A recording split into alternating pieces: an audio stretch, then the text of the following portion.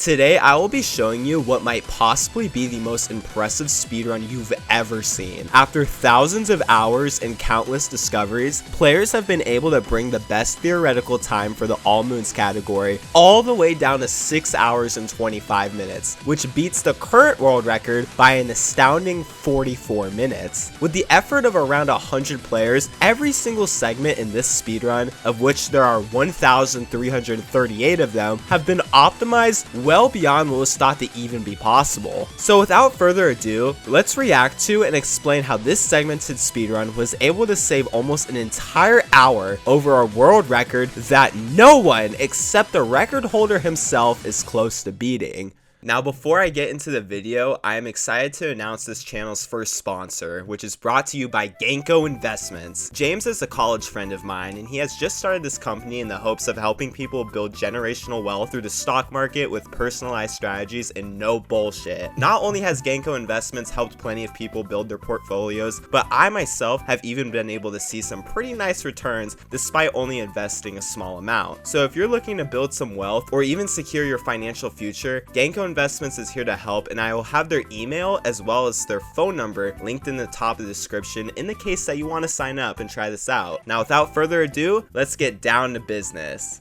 Alright, so this is the beginning of the run, and as we see, we have 8 stats on the left. We have the runner alongside how many segments they have in the BTT, and then below we have the timer, which has every single split in the run. So yeah, I've never watched this before, but obviously I'm pretty familiar with Mario Odyssey, and I know that this run is going to be nothing short of insane. There's over 1,000 segments in this, and I believe it took around a year and a half for this video to come to fruition. So this is a really big deal. As we see, we're going to just start off with some basic movement. We're just going to be rolling. That's going to be the fastest way to get from point A to point B. It's just by rolling. We're going to just do some triple jumps. Nothing too fancy here. See, he does a spin throw there, and then he puts his camera in first person to save about a second here when it comes to this animation of the bridge walking up. So we're going to be collecting 880 total moons, where you need 10,000 total jumps, 5,000 cap throws, 80 checkpoints, and we're going to need to collect most of the purple coins in each kingdom alongside get about most of the outfits. We're also going to need a certain amount of coins at the end of the run as well. So that makes like kind of routing all moons very interesting because you need to consider all these factors. You need to consider the jumps, the cap throws, all of that matters. So even if you think you might be slower in one part, you might actually be faster because maybe you're getting more jumps. And as we see there, he just did what's called a roll cancel clip. That trick is insane. Roll cancel clips are when Mario does a ground pound, he rolls and then he throws out Cappy to cancel the roll, and if you're like in the right spot at certain places, you're able to use that to actually clip through the wall. That one was insane though. Okay, he's gonna do another trick here called DSS, also known as Dino Skip Skip.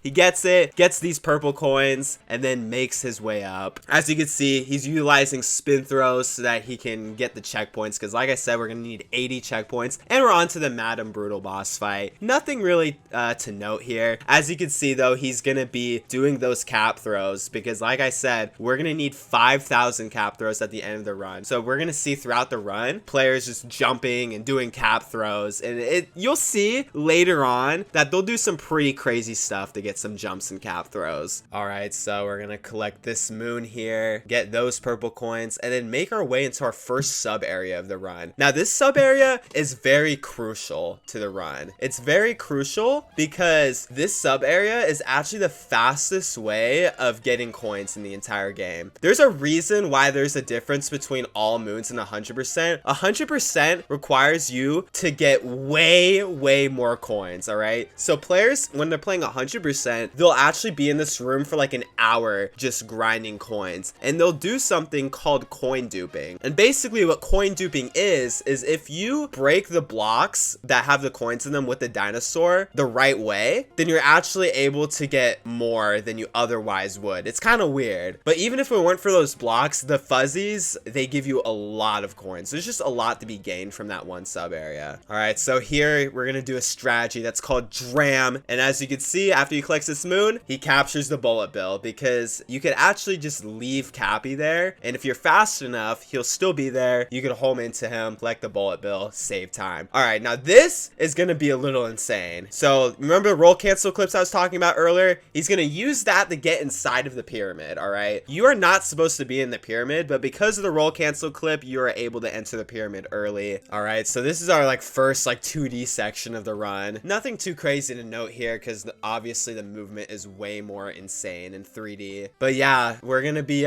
collecting the secret moons here. Going to be getting some purple coins, I imagine. And then I think we're going to be fighting Harriet, which is our first boss fight of this run. And I know I already mentioned like the time and the splits in the bottom of the screen, but you'll see like for Cap 1 and Cascade 1, it'll say like 6:18 and then 4:03 below it. That just means that like the player got out of Cascade Kingdom in 6 minutes and 18 seconds, but the actual Cascade segment itself took 4 minutes and 3 seconds to complete. Also, this is a side note, but I love Shake and Not Stir's PFP, all right? Be rational and get real. All right, so we're in the Harriet boss fight now, and as you can see, Jack is literally just using this as an opportunity to cap throw farm. We're gonna be seeing that with most of our boss fights here. There is actually a faster strategy you can do for that boss fight. We might see it later on in Bowser's Kingdom though, so I'm not gonna spoil it. And yeah, we're already 10 minutes in and we've already done so much. And now we're on to Night Sand, and this is where Sand Kingdom gets really interesting. We see a lot of stuff that you usually wouldn't see in other categories. But yeah, he's gonna buy the Jaxie, and then we're gonna go up here all the way to the top, and we're gonna get this first story moon. All right, usually you're supposed to collect this story moon and another story moon before you get to that pyramid, but we're kind of doing it backwards here just to go faster. And in the abyss we go. Now we're gonna be getting serious. The movement here is really cool, so I'm gonna let this play out. Look at that, he's just rolling over the air, and we're gonna finally be using the Jaxie. Somehow the Jaxie's hitbox extends there. All right, into the hole we go, I guess. So yeah, we're gonna be collecting more purple coins. Oh, that is a really cool strategy. He used those little things to bounce over to the Goombas faster. That was a really cool strategy. But yeah, thankfully those Goombas are already stacked for us. It makes getting that moon really easy. All right, this segment is funny. I like how there's just a chat message on the bottom that just says, "Who's the squeaker?" That's crazy. Okay, so when it comes to this boss fight, we'll see that those like hands that you capture, they almost act as like bullet bills. And the thing with bullet bills is that when you let go of Y after the first shake, you actually get to go faster, which is weird because you'd think that holding onto the button that is the speed button would make you go faster, but no, you actually hold it and then let go of it after the first shake, and that makes you go a little bit faster. It's weird, but that's how it works. All right, so we're not done yet. We're gonna be getting a few more moons. We're gonna talk to this guy, and now some old-fashioned gambling. Yeah, we love gambling and cap throw farming too. Okay, so this sub area is really cool. There he was supposed to use a scarecrow to get over, but he just skipped that entirely. But yeah, a lot of these sub areas are just going to be utilizing both clever movement alongside what's already in the sub area. He did a down throw there. Down throws are very useful for getting purple coins, but the only problem with down throws is that they're only done on Joy-Cons, and most people play on Pro Controller. But as you can imagine, the world record holder, which is Hey there, he plays on Joy-Cons, so that's like a huge advantage. So after Sand, you have a choice of whether or not you want to go to Wooded or Lake first. Usually players will go to Lake first just because you have to like press down on the menu to go to Wooded and it wastes like a second. But it's actually more optimal to go to Wooded first. The reason why it's important as to which kingdom he chooses first when it comes to the pitchforks is because it will affect the paintings in post-game, and the paintings will be used to traverse from kingdom to kingdom. And here he's going to do Nut Clip. This trick is insane, the way he did it. So we're going to clip out of bounds, and then we're going to actually go all the way over here, which, by the way, how he got out of bounds, that's called a moon clip. You're going to see multiple of these throughout the run. Moon clips, roll cancel clips, you name it. All right, so we're going to be skipping the flower road here and going straight to the tower. All right, so we're going to be getting those purple coins, capturing that uproot, and watch this. You see, he's getting speed with the uproot there because he's timing his jumps in a way off the slopes that he's just able to build up that momentum, go fast. And now we're gonna be fighting Spewer. Now Spewer is like one of the more boring boss fights, but I'll still show it off anyways. He uses his cap there to get his hat off of Spewer, and then by the time that happens, he's already backflipping on his head, and yep, the fight's already over before I can even explain what's going on. This sub area is a sight to behold. Just a lot of crisp movement here. All right, so he triple jumps up to get the secret moon, which by the way, in every sub area, there's going to be a main moon and then a secret moon like that. So always going to be two moons to collecting these sub areas. Oh, and look at this. That's an extremely hard jump that he just pulled off there. Okay, now we're making our way to the final boss of Wooded Kingdom. This section's really hard to do because usually those balls that are shooting out will get in the way of your tank shots. So props to Mark for doing that so optimally and even getting some cap throws in as well. Yeah, we're 24 minutes in and already we have 400 out of the 5,000 cap throws we need, which is kind of absurd. Okay, on the torque drift, and like I was talking about with the uproots earlier, if you time your jumps off of slopes correctly, you're able to get a lot of speed with the uproot. So we'll see how well the BTT does it here. Also, I can't believe I haven't mentioned this until now, but the run is being played in simplified Chinese. And that's simply just to mash through text in the game faster. That's really the only reason as to why we're playing in simplified Chinese. I know some people get confused on that. Since there's like less characters in the language in comparison to something like English, that's where we get the time save from, which allows us to save probably minutes throughout this run. It saves about a minute in any percent. Probably saves like at least 5 minutes in this category. Oh, that uproot speed is really, really fast. He didn't get much speed in the first phase, but the rest of the fight was extremely clean. Okay, on the Lake Kingdom, and usually this is a pretty tame kingdom in speedruns, but in this category, it is intense, all right? He's gonna get that checkpoint, and we're going straight to the Rango boss fight, all right? And yeah, the boss fight's already done. I was gonna explain it, but I just let it play out. Oh, look at this little peaceful tune that's playing in the background. You gotta love. Okay, why does this person have Geometry Dash in the fucking corner of the screen? Okay, now this is called Lakitu fishing here, and this is RNG. This is luck dependent. So he got it first try there. You're gonna see all first tries throughout this run. Usually it takes like a few tries for the fish to actually latch on to Lakitu, but yeah, you're gonna see all first tries throughout this run. And that's a triple jump moon clip that Cool K just did right there. Okay, so he's gonna get these purple coins. And then there's a chest moon that's at the bottom here. And yep, he's gonna be collecting that. Also, you might see that some of the moon names are off or that some of the dates are wrong. That's because a lot of these players who are grinding out these segments, they're doing it on the practice mod. And the practice mod is just kind of weird like that. All right, so we're gonna be grabbing the seed. Oh, look at that. And we're going to be looking at the hint art too. We're going to have a lot of hint arts later in the run. But yeah, we have to bring the seed moon all the way to like the other side of the kingdom. So while we're doing that, like we're using that as an opportunity to like collect some of these other moons. All the people who've like worked to like optimize the all moons routes like throughout the history of this game, honestly, they are the undeserved heroes of the community. Like, it's actually insane how people come up with the routes for this stuff. All right, so we plant the seed, and then we do a roll cancel clip there. That roll cancel clip, insane. That is an extremely difficult clip to do. Because some roll cancel clips are easier than others just on like how they're set up. That one, though, very precise. Okay, so on the Cloud Kingdom, he's going to do a little technique here. So yeah, if you time that roll cancel right, the spin throw roll cancel, you're able to get a boost off that cloud. And yeah, so he's going to be collecting the hat before Bowser can even throw it.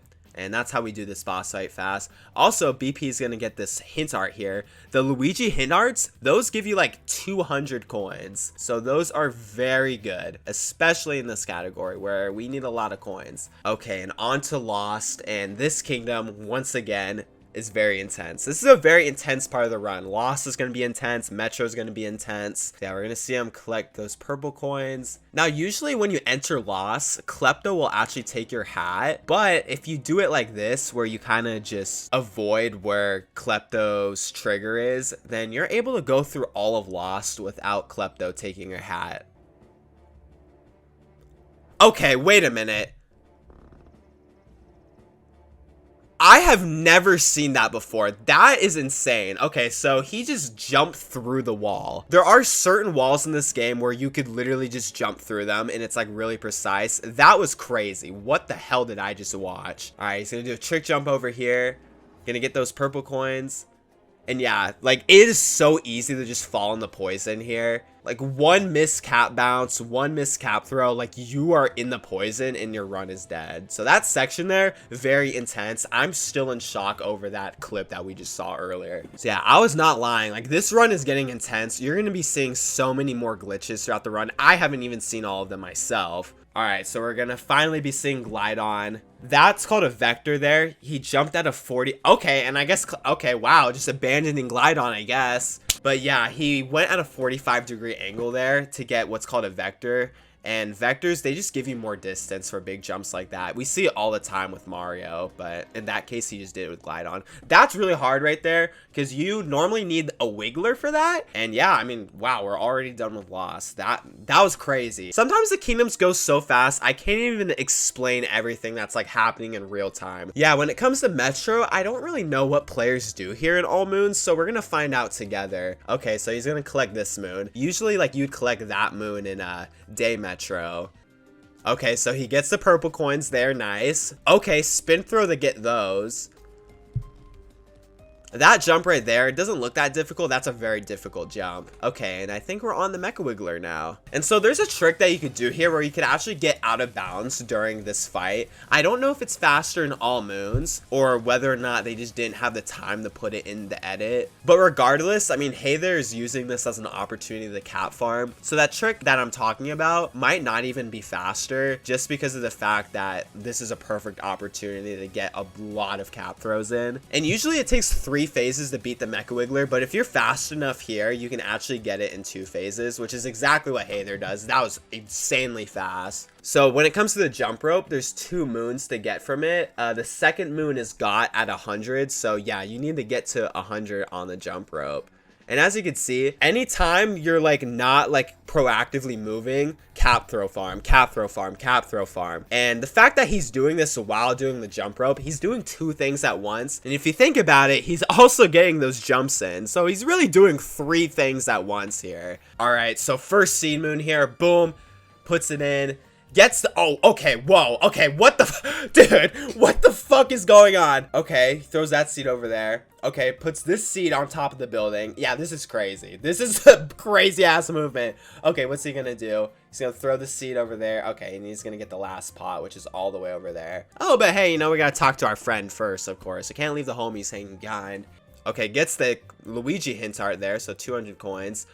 Okay, that's crazy. Anyways, not much to note here on this sub area. You kind of just ride the scooter, get the purple coins, don't get eaten alive, you know, basic stuff. We're finally getting to the musicians. So there's 4 musicians you need to talk to before you can unlock the festival. And then after the musicians, we're going to be going into the sewer, Ninja Turtle style, and then we're finally be able to see the festival. Using those poles is really good because the speed you get from that pole is actually faster than rolling, even with the capture animation factored in. Like, you don't even see him open up the map to warp. Like, it was that optimal of a checkpoint warp that you could barely even see the map on screen. Oh yeah, and so when it comes to looking at those hint arts, it's not like we speedrunners need the hints, but you need to look at the hint art for it to be activated later on. All right, and it looks like we're gonna be going into the sewer. All right, so we got a little casual roll cancel clip there. He makes it look very easy. That trick is insanely difficult to do. Okay, so now that we powered up Metro and got all the musicians together, it's time for a festival. And this is where we're gonna really see like 2D movement shine. Truly back to our roots on that Super Mario Bros shit. All right, so we're gonna be getting the secret moon. Also, I don't know why the footage for this segment's a little bit choppy, but it's okay. Also, can we talk about how this song is like a certified banger? I kind of wish that they had the festival at the very end of the game, but you know, a festival is a festival. I can't really complain. And yeah, from here, we're just gonna be making it to the top without getting hit by Donkey Kong's obstacles, of course. Bah, bah, bah. Metro's not over yet, even though we did do the festival. We're gonna be doing a couple more things. Be talking to this dude, and the reason why we talked to that dude and get a moon is because we talked to him in Sand Kingdom. All right, so we're gonna be going to Seaside first for the same reasons I mentioned earlier when it came to going to Wooded first. Okay, now watch this. Watch what he's gonna do with the Goomba. Boom. Goomba vectoring. If you jump side to side with the Goomba, you gain an abnormal amount of speed. This is not the only time we'll see this done throughout the run because, yeah, there's multiple of these, like, falling in love with the Goombet moons. All right, so we're going to do some fancy movement to get all the way up to this Captain Toad. Usually you're supposed to use one of the gushers, which is like those like water spray thingies that make you go up and high and fast and woo. But yeah, no, we just do it with Mario. But yeah, what's nice about this like first half of the run, or I guess pre-post game, is that you actually have a lot of downtime. You have all these like cutscenes and whatnot. But once you hit the post game, it's just gonna be moon after moon after moon after moon. You will get some downtime, but just moon after moon after moon. It's gonna get crazy. See, this is really showing why down throws are overpowered. He just down throwed like 6 purple coins. If you didn't have the Joy-Cons, you would be losing like probably like 5 seconds there. All right, so we're gonna unlock the first switch. Like I said, once we unlock all 4 of the switches, we'll be able to fight the boss for this kingdom. All right, it looks like we're going through this sub area. Oh, this is a really cool sub area because normally you're supposed to use the up route for this one, but screw that. We're just gonna do some insanely optimal movement. A bunch of what's called Sharane bounces, which is like when you're like really close to the wall, you throw Cappy and bounce off of him. That's a Sharane bounce. By the way, Lex, I love your PFP. Shout out to the cat holding McDonald's cup. All right. Oh my god. Oh my god, that was fast. Oh, look at Lex. No, not only does he have a good PFP, now he's using custom outfits. You know, he's got the raccoon Mario outfit on. Truly the goat of his time. All right, so we're gonna be using that gusher to get all the way to the top of the lighthouse. Normally you're supposed to go through a section to get all the way to the top, but we can just use the gusher. It's no big deal. All right, so the boss fight is initiated and we're gonna be using the gusher to our full advantage here. Hayes is gonna move the boss in a way in which he'll actually, yep, see, he's able to spray him immediately there, and then he's gonna be able to spray him again and just insta-kill him. Because if we don't manipulate the boss like this, he'll just go on a completely different track and we won't be able to catch up to him, and we'll have to like wait for him to slow down. Doing it like this, yeah, we're just able to catch him here. Literally, like, he was inside of that wall there. He gets stuck, boom, you ground pound him, he's done. Okay, on to Snow Kingdom, and we're already approaching the 1 hour mark of the run. Oh, how fitting. We have the Snowdin music from Undertale in Snow Kingdom. What's he gonna do next?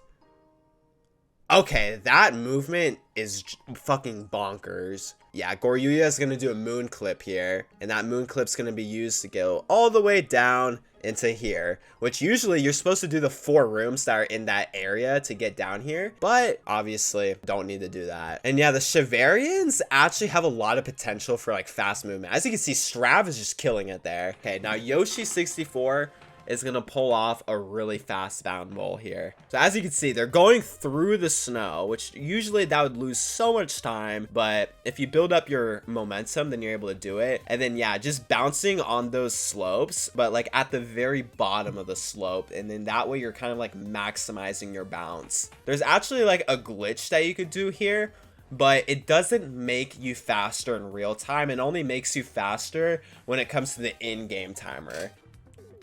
Okay, so yeah, we're just gonna do a roll cancel clip into there, and this is gonna be a unique sub area to watch.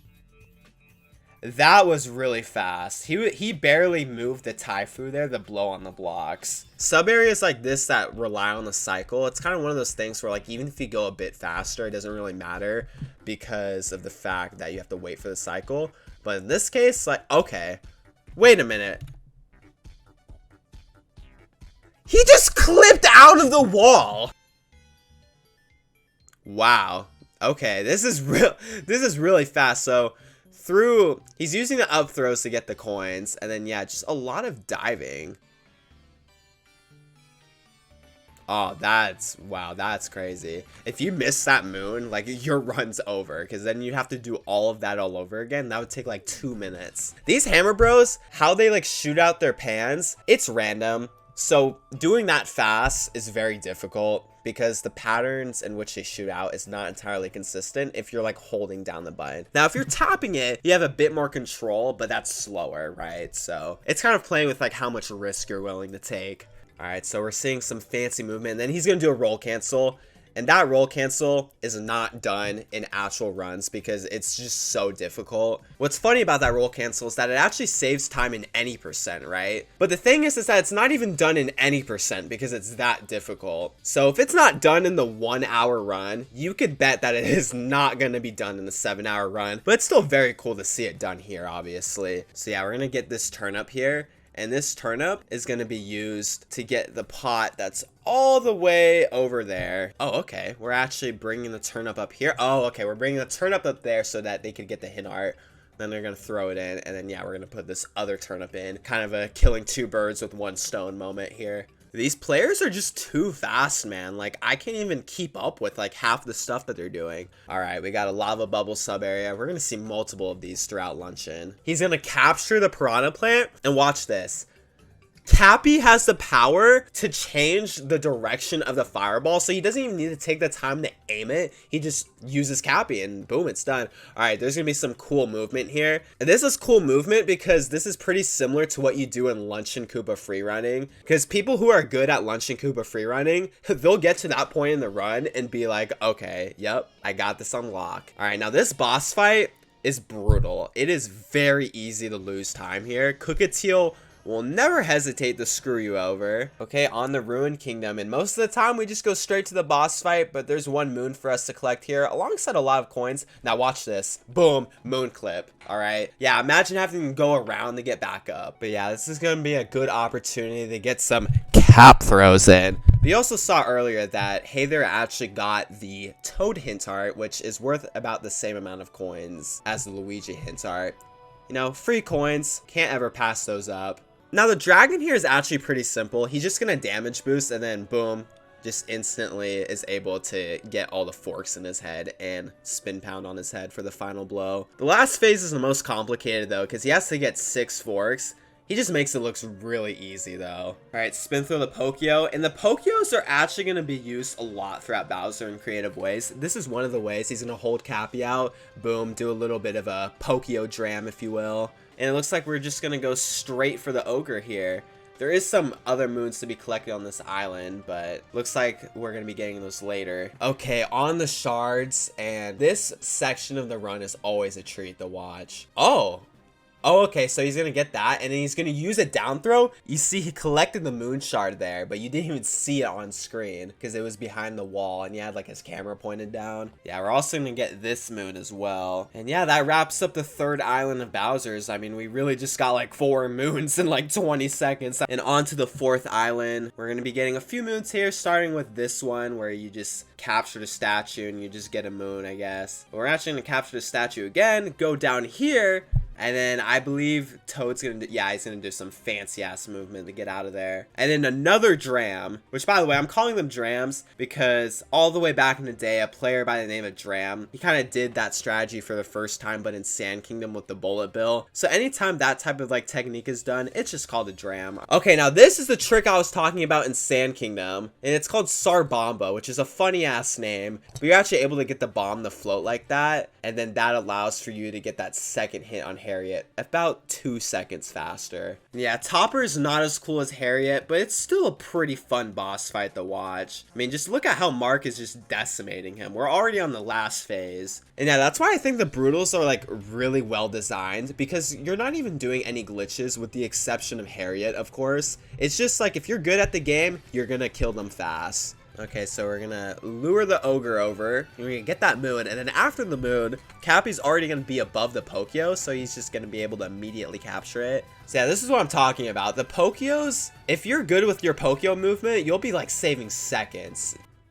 Oh, look at that. Oh my goodness. I'm human and I'm a gamer. It was not messing around with that movement. Okay, on to the Mecha Brutal. If you haven't seen the Mecha Brutal before, it's quite the experience. We just immediately climb up the leg. Boom, boom, boom. And yep, we already got the first bubble. Usually you're supposed to wait for a Pokio to climb up there, but no, we just do it immediately. Yep, and get Topper. Now we're in the point of the boss fight where we're gonna actually have to wait for the mech to do his thing because the bubbles are invisible even if you try to ground pound them right now or spin pound them. But you know, just an opportunity to cap farm. Yeah, before we leave, one more moon to get. Just that cheeky little moon. Now this is jump farming right here. So if you get stuck under the Odyssey like that, just spam the jump button. Look, you can see the jump counter. It's already gone up 300 since he clipped into the Odyssey. And yeah, as you can see, this is tool assisted. So this is not a human being doing this. This is a full-blown task segment. All of the other ones are done by humans, but this one done by a task. This is crazy. Now we're only in the first hour of the run, so I doubt that this task is gonna run all the way until he gets to 10,000 jumps.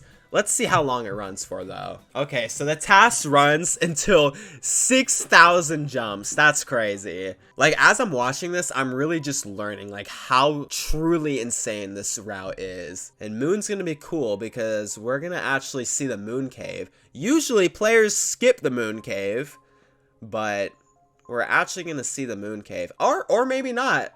No Moon Cave? Well, this is the Moon Cave skip that I was talking about. Okay, never mind.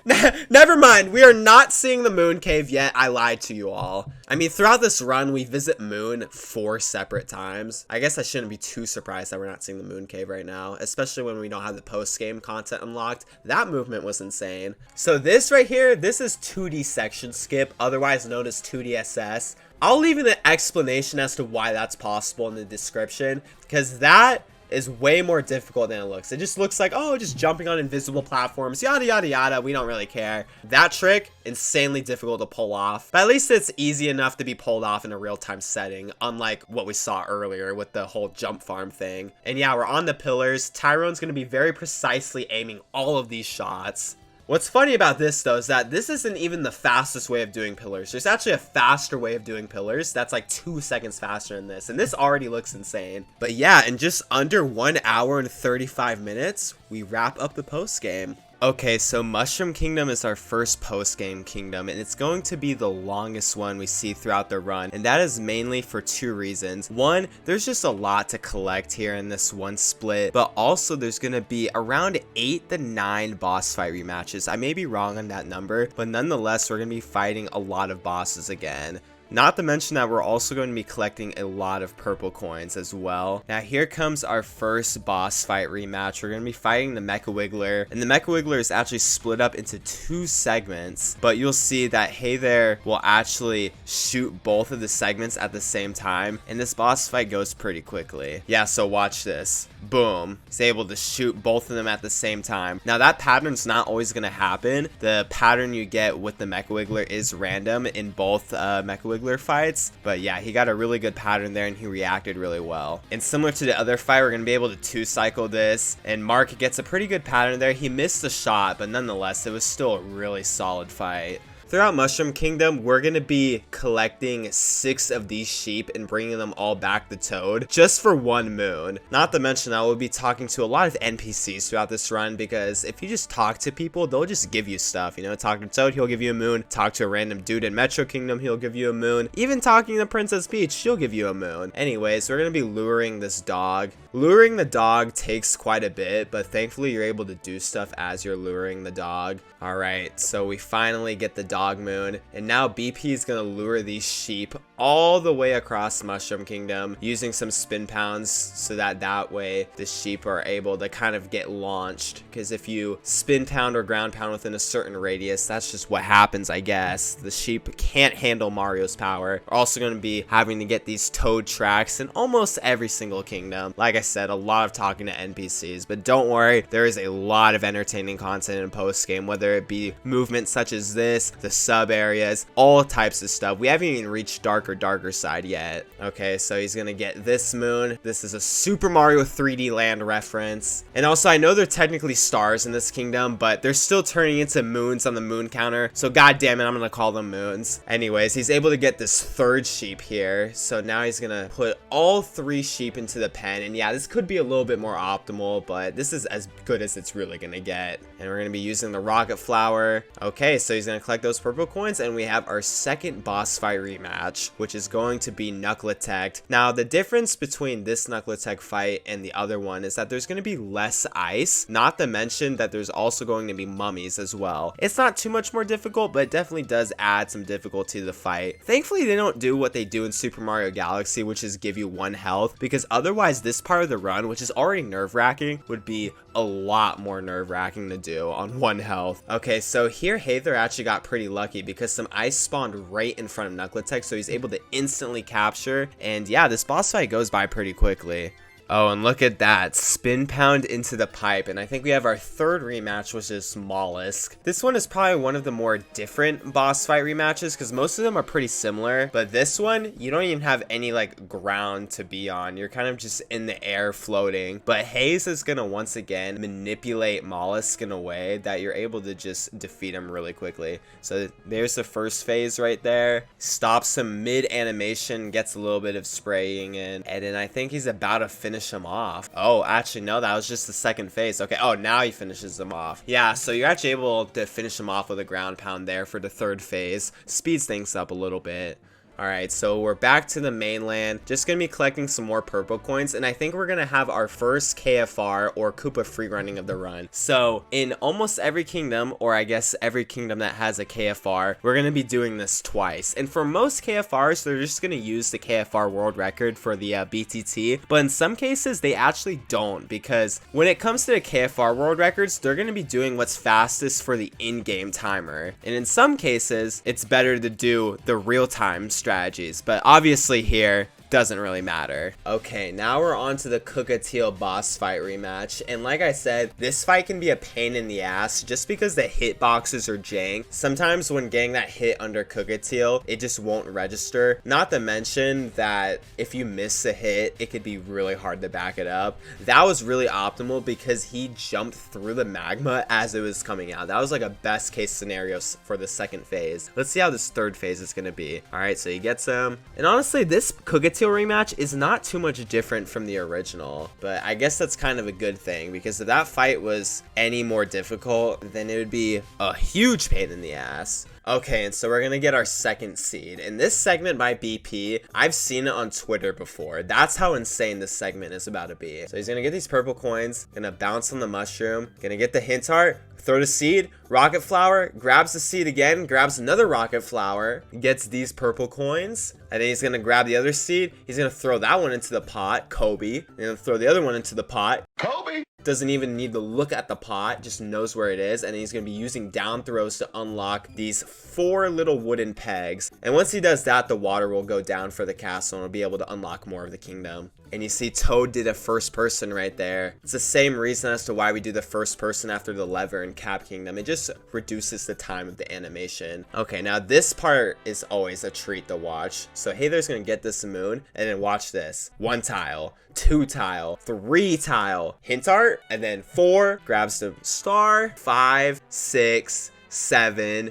and, oh, 7, 8. Boom. That could have been a little bit more optimal because he kind of slowed down a little bit there, but what are you gonna do? Okay, now we're on the Toadette. So this is what I talked about earlier in the run. Toadette's just gonna give you achievements for basically anything. Like I said though, we're gonna be coming to Toadette near the end of the run once we have our 10,000 jumps, our 5,000 cap throws, etc, etc. But right now, since we're already here, we might as well get the achievements we can already get. It's gonna help us. Not to mention that we're gonna be using the paintings, the travel from kingdom to kingdom, because obviously filling the Odyssey with moons every single time would lose a lot of time since we have that animation. But yeah, we're about halfway through Mushroom 1 now, and we're gonna be seeing some clever Yoshi movement. So there's a lot of these apples to collect throughout Mushroom Kingdom, and anytime the circle fills up, it's going to give us 1 moon. So we're going to be getting 3 moons in total, and just look at how Hey There just effortlessly makes his way through this section. I mean, that is not easy stuff to do. Using the tongue there to get momentum, it's hard to preserve the momentum. Easy to get, but hard to preserve. But yeah, he just makes it look so easy. And later on in the run, we're going to be seeing sub areas with Yoshi, and I have no doubt that people's Yoshi movement is going to be very impressive to watch. Okay, and on to the Torque Drift rematch. We once again have BP with the segment. Honestly, this fight isn't too much different from the original. The only exception is that there are a lot more obstacles, but the boss fight itself is relatively the same. So I really don't think there's too much to note here. Okay, look at that though. The amount of lasers is kind of crazy, but he just casually cap farms through it, you know, it's no big deal. Okay, so we're gonna get the Goomba here, and we're gonna be seeing some Goomba vectors, my favorite. We're also gonna be scaring Toad off to get that moon, and then we're gonna be making our way over to our Goomba lover. Okay, this is a really risky jump. If you miss that jump, then you lose a lot of time, like a lot of time. It's not that hard if you jump off the slope at the right angle, but it's very nerve-wracking for that reason. And on to the Ruined Kingdom boss fight rematch. This one, once again, not too different from the original, but yeah, we're gonna see Hey There has a segment here, and Hey There is arguably the best player when it comes to Ruined Kingdom. He's like a second or 2 faster than even like top runners when it comes to Ruined. There's no understating how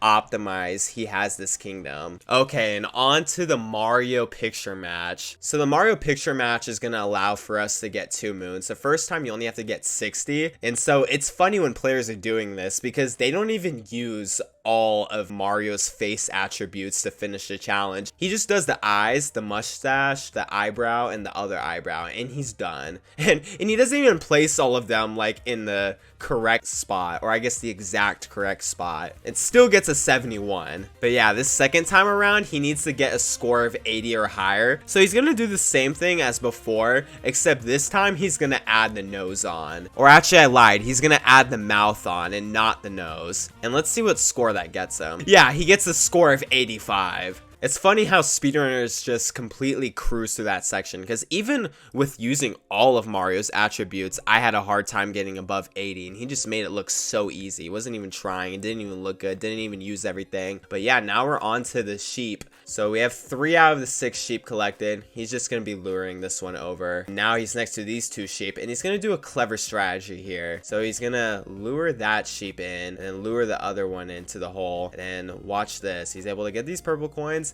and then from there, he could just spam spin pound, and, you know, they're not going to go anywhere. They're trapped inside the wall, so he's very quickly able to get them to the other side. And now he's already near where he needs to be, and the other sheep is also going to be here as well. Now this is really scary because the sheep could very easily just fall off the edge there, so he's got to be very careful about that. But yeah, as you can see, he's making it look really easy. Now he's going to get these rocket flowers, and he's going to do something called rocket flower storage. So he's going to spin throw, and then watch this, rocket flower speed in the 2D section. Now this works outside the 2D section as well. You could spin throw and then ground pound, and your rocket flower will refill itself, and you could technically do that in infinite amount of times. And at long last, we finally have the sheep moon. So we have this last seed to plant, and normally we would do something called DSTA, or daylight savings time abuse, when it comes to planting the seeds. And basically what that means is that you could go into the menu and have your clock go forward an hour, because the clock will go from like 1:59 a.m. to 3 a.m. and then we'll instantly grow the seed. But we don't need that in this category because we'll be back for it later, so we don't want to waste the time in the menu. I didn't even see where Yoshi was going. That was crazy. But yeah, we're going to be seeing some very optimal movement here. Also, I find it very interesting that they decided to play the Kahoot music here, but honestly, it's a bop. I can't even complain. So I did mention a moon dump. This is not the moon dump I'm talking about. You'll see later on, because they'll be going from painting to painting, and you'll see that the moon counter will just cover up like a lot of the screen. So that was not the moon dump I'm talking about, but I'm pretty sure after Cap 2, once we get the Seaside Kingdom, we'll then see the players utilize the paintings, and we'll have the ultimate moon dump later in the run. Anyways, we're on the cap 2, and we have to start unlocking these moon rocks. These moon rocks are gonna obviously unlock the post-game content for us, all those post-game moons and all those sub areas and whatnot. We're gonna be doing this little triple jump there, and conveniently that sign's placed there, and we're able to make it over. Usually you're supposed to use the Paragoomba for that, but fuck all that, we ain't trying to do all that. Anyways, that checkpoint we got earlier, finally warping back to it, gonna get this silly moon. Thankfully, after you get a moon, you're able to get your cap bounce again, so you're able to go back up, and I think we're gonna be doing some Koopa free running. Okay, maybe not. We're gonna be going into the sub area. Oh, this is a fun sub area to watch. A lot of clever movement done here. So he's gonna be doing a roll cancel, triple jump, capturing the spark pylon, and yeah, he's able to skip some of the spark pylons there, get some purple coins while he's at it. And yeah, these platforms are on cycles, but that's no problem for these players. They're just able to breeze past everything. And we meet Captain Toad once again. Captain Toad is always a G. Okay, now this next moon's gonna be really funny. So we're just gonna actually jump off the top of the kingdom. And there's just that moon that's just hiding there, because the devs of the game, I guess they expect you to just fly everywhere at the Paragoomba. So here's a random ass moon for you to collect. Okay, now we're going into Cap Koopa free running. Now, if you guys want me to explain the Koopa free runnings like in more depth, I have an entire video on it, Mario Odyssey, the quest for perfection, but I'll briefly explain each of them as we go throughout this run. This one here, he's going to be doing double spin pound, he's going to be doing a vector, and then he's going to throw Cappy on the same frame that he lands to get a speed boost there. That is called a frame throw, and then he's also going to do what's called a clap fire there, and that's when he gets speed off of a slope like that one. You're going to see it again on this slope right here. But yeah, they used the world record at the time of this recording for this segmented run. The world record's actually 0.1 seconds better than what Hayther just did now. Okay, so this sub area is pretty tame. He's just gonna collect the moon shards. But since this is a sub area, there's going to be another moon. So he's going to go down and get the secret moon, exits out of the Paragoomba, does some fancy movement to get up. And yeah, he's just going to be able to go out of the sub area pretty easily from there after he gets these purple coins, of course. Okay, into the tower we go. Gonna be collecting some purple coins. I don't know if there's any moons in here. I actually forget. Yeah, there's just purple coins in here. But hey, it works out because now we're next to some new moons to get. So yeah, there's a scarecrow time challenge. He's gonna get that hint art and then talk the peach. You gotta love just ground pounding in random glowing spots and getting a moon, you know. Very creative moons, Nintendo. Okay, now this sub area is super cool to watch. He's gonna collect that first moon shard. He's gonna make his way up here, down throw down there, get these purple coins. Oh, this movement is just so clean. It's so clean. He's gonna get the secret moon up there, and then he's gonna be able to collect the rest of the moon shards and get the second moon. Like, this is what I'm talking about. These sub areas are just so clean to watch. Okay, now this moon is pretty funny, so we're gonna zoom into that taxi that's flying and look at how long this animation takes.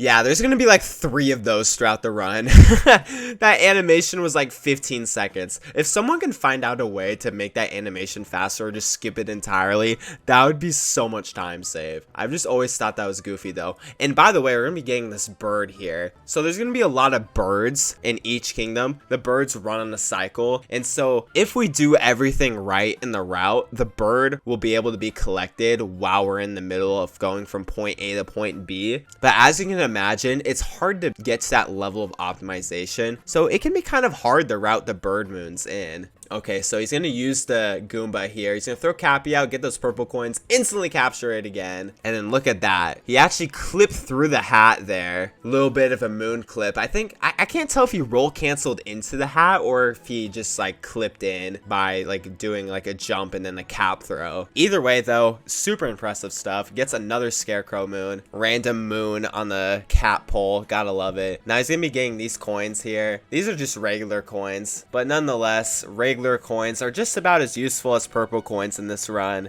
And now we fly out into the distance to collect these music notes, and we're going to be collecting some other moons that are far out as well. And unfortunately with these moons, we can't just jump off the top of a tower. We're going to actually have to do it the intended way. So that moon right there, that's a hint art. It looked like he just ground pounded in a random spot, but if you actually use the hint art, you'd be able to figure that out. And a lot of moons are going to be like that because there's going to be a lot of hint arts to collect, especially once we get the dark side, which is going to be pretty soon. But yeah, we're going to be seeing that I'm a human and I'm a gamer. Going to be using that frog to its fullest potential by vectoring, and we're going to be using the frog once again to not only collect this moon, which obviously we don't need the frog for that moon, but we're going to need it for the next moon. Okay, we're going to need it for the next moon, not that moon. We're going to need it for this moon right there, that one. That moon. And before anyone asks, no, you can't just buy 100 moons from the moon shop and call that an all moons run. All right, we're getting all 880 unique moons. All right, I don't want no smart people in the comments. Okay, we only buy 1 moon from each kingdom, and we're also going to buy a lot of the stuff from the purple coin shop in each of the kingdoms. I don't think we're going to be buying every single thing though, because that's exclusive to 100%. We're just going to be buying everything that we need to get all the Toadette achievements, which will then allow us to get all the unique moons. Now this sub area just looks like rolling, and it is just rolling, but this can be optimized. If you time your boost correctly, you could actually save quite a bit of time here. So David's gonna get that first moon, and yeah, it's really just all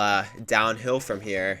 No pun intended, I guess. Okay, so we've made it to moon 2, and I think this is when we'll actually see the moon cave, but of course we gotta unlock the moon cube first. I've always found this part of the run to be funny because he unlocks the moon cube, right? And then look at what happens next. Just immediately warps. Like, it's funny. You'd think that they'd do stuff in that area first before warping, but I guess not. And this is always really cool because the moon cave is never really shown off in any category except for this one. Look at this. He's just gonna clip through Bowser. Normally you're supposed to capture Bowser and move him out of the way, but he just clips through him there. And then yeah, he's gonna be going down to get these dry bones, and the dry bones is gonna be used to get a key that's gonna unlock a moon. And there's the key that I'm talking about. Once he gets that moon, he's gonna be able to go to the upper half of the moon cave after he gets that tank to shoot at the cage that's enclosing the spark pylon. Now normally you need to hit a switch to activate a platform here, but obviously ain't nobody got time for that, so we're just gonna be speeding through all of this with some fancy movement. UTRC really makes it look easy, but this is not easy. Oh, and look at that, very swag strategy to get the purple coins there. But yeah, now we're gonna be getting the big bullet bill. So not only do we collect a moon, we're also gonna be collecting these purple coins, abandoning the bullet bill, and then we're gonna be capturing another one. We're gonna be getting that moon there, and then this bullet bill is gonna take us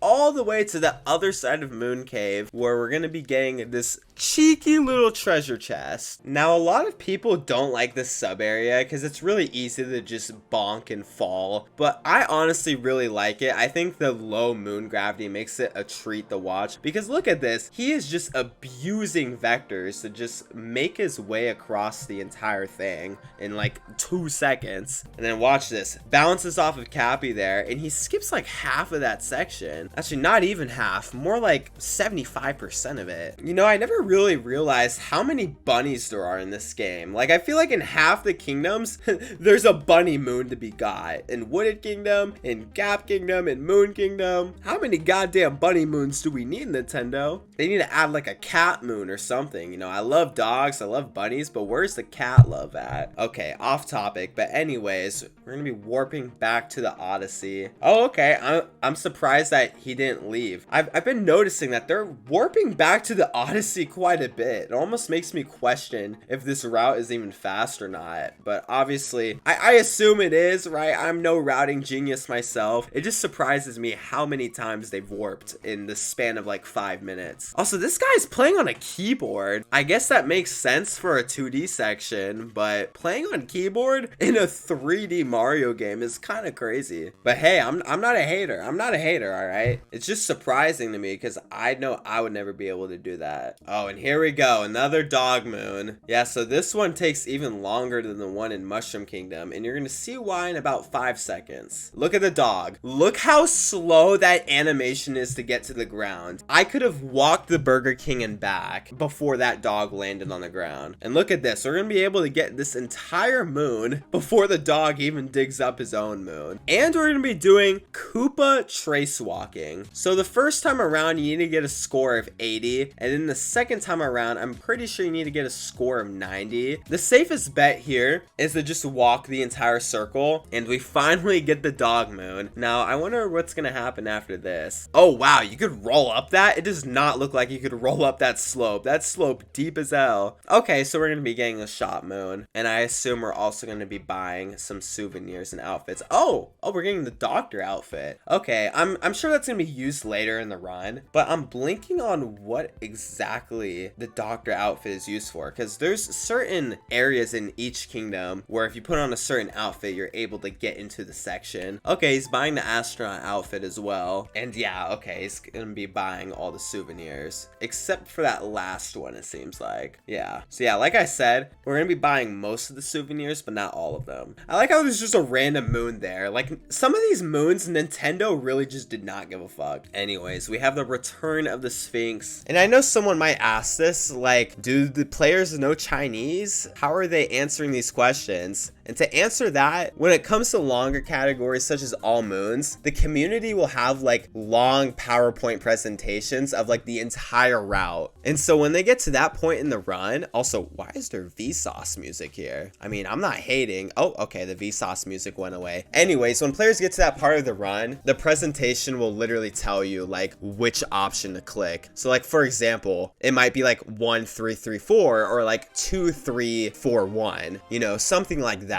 Otherwise, people who did not read Chinese, they would get pretty stumped. Anyways, we got the Moon Kingdom world record here. This isn't the world record anymore. All of these KFR world records are slightly outdated, just by like 0.2, 0.3, which, you know, doesn't sound like a lot, especially when the strategies are relatively the same. But in Koopa Freerunning, it's a big deal. Thankfully, in All Moons, you know, almost 7-hour run, not too much of a big deal. But yeah, he's just utilizing vaults to rocket flowers and of course vectors. Pretty impressive stuff. And now we enter the chapel. And the chapel is actually where we're going to be ending the run. Because at the very end of the run, we're going to be returning to the chapel and we're going to be returning to Bowser. But for now, we got a lot of gaming to do. Okay, so Dark Side unlocks at 250 moons, so we're going to be going here now. But before we get all of the moons and hint arts that Dark Side has to offer, we actually have to beat the damn thing first. And for 3 out of these 4 fights that you're supposed to do, we're actually just going to be skipping them. Homing cap throw, down throw, cap stall, and then wall jump, another homing cap throw. And just like that, we have skipped the first boss fight. Normally, if you try to skip that boss fight, the intro cutscene for that boss fight will load and then you'll be triggered into the boss fight. Surprisingly, you're not able to skip the Harriet boss fight because its loading trigger extends well past the arena, while the other ones you're able to dodge it with some clever movement. Now, when it comes to Harriet, you're actually able to skip her in 2P, but obviously that's disallowed in a 1-player category. Not to mention that it's extremely difficult to do. It was proven recently, like within like a month of this recording, while these Dark Side skips have been around for years. But yeah, these skips are going to be pulled off 2 more times, which by the way, if you fail at any point, you get sent back to the very beginning. So these are very nerve-wracking to do. And like I said before, he does the down throw there purposefully because otherwise he will trigger the boss fight. So you need to do Joy-Cons for this. Like, it's absolutely required that you do the skips on Joy-Cons. And now we make our way to the Mecha Brutal boss fight, which honestly, this one is a little bit easier than the last one just because you have moon gravity. It makes it very easy to get on top of the mech. Also, hi Captain Toad. Hey, what's up, buddy? Alright, so we're going to be going for that second hit on Topper, and we've reached the point of the boss fight where we're going to have to wait for the Mecha Brutal for a little bit, but I assume that similar to the last Mecha Brutal fight, we're going to be going for a Harriet hit first and then Spirit Spin Pound at the end. Yep.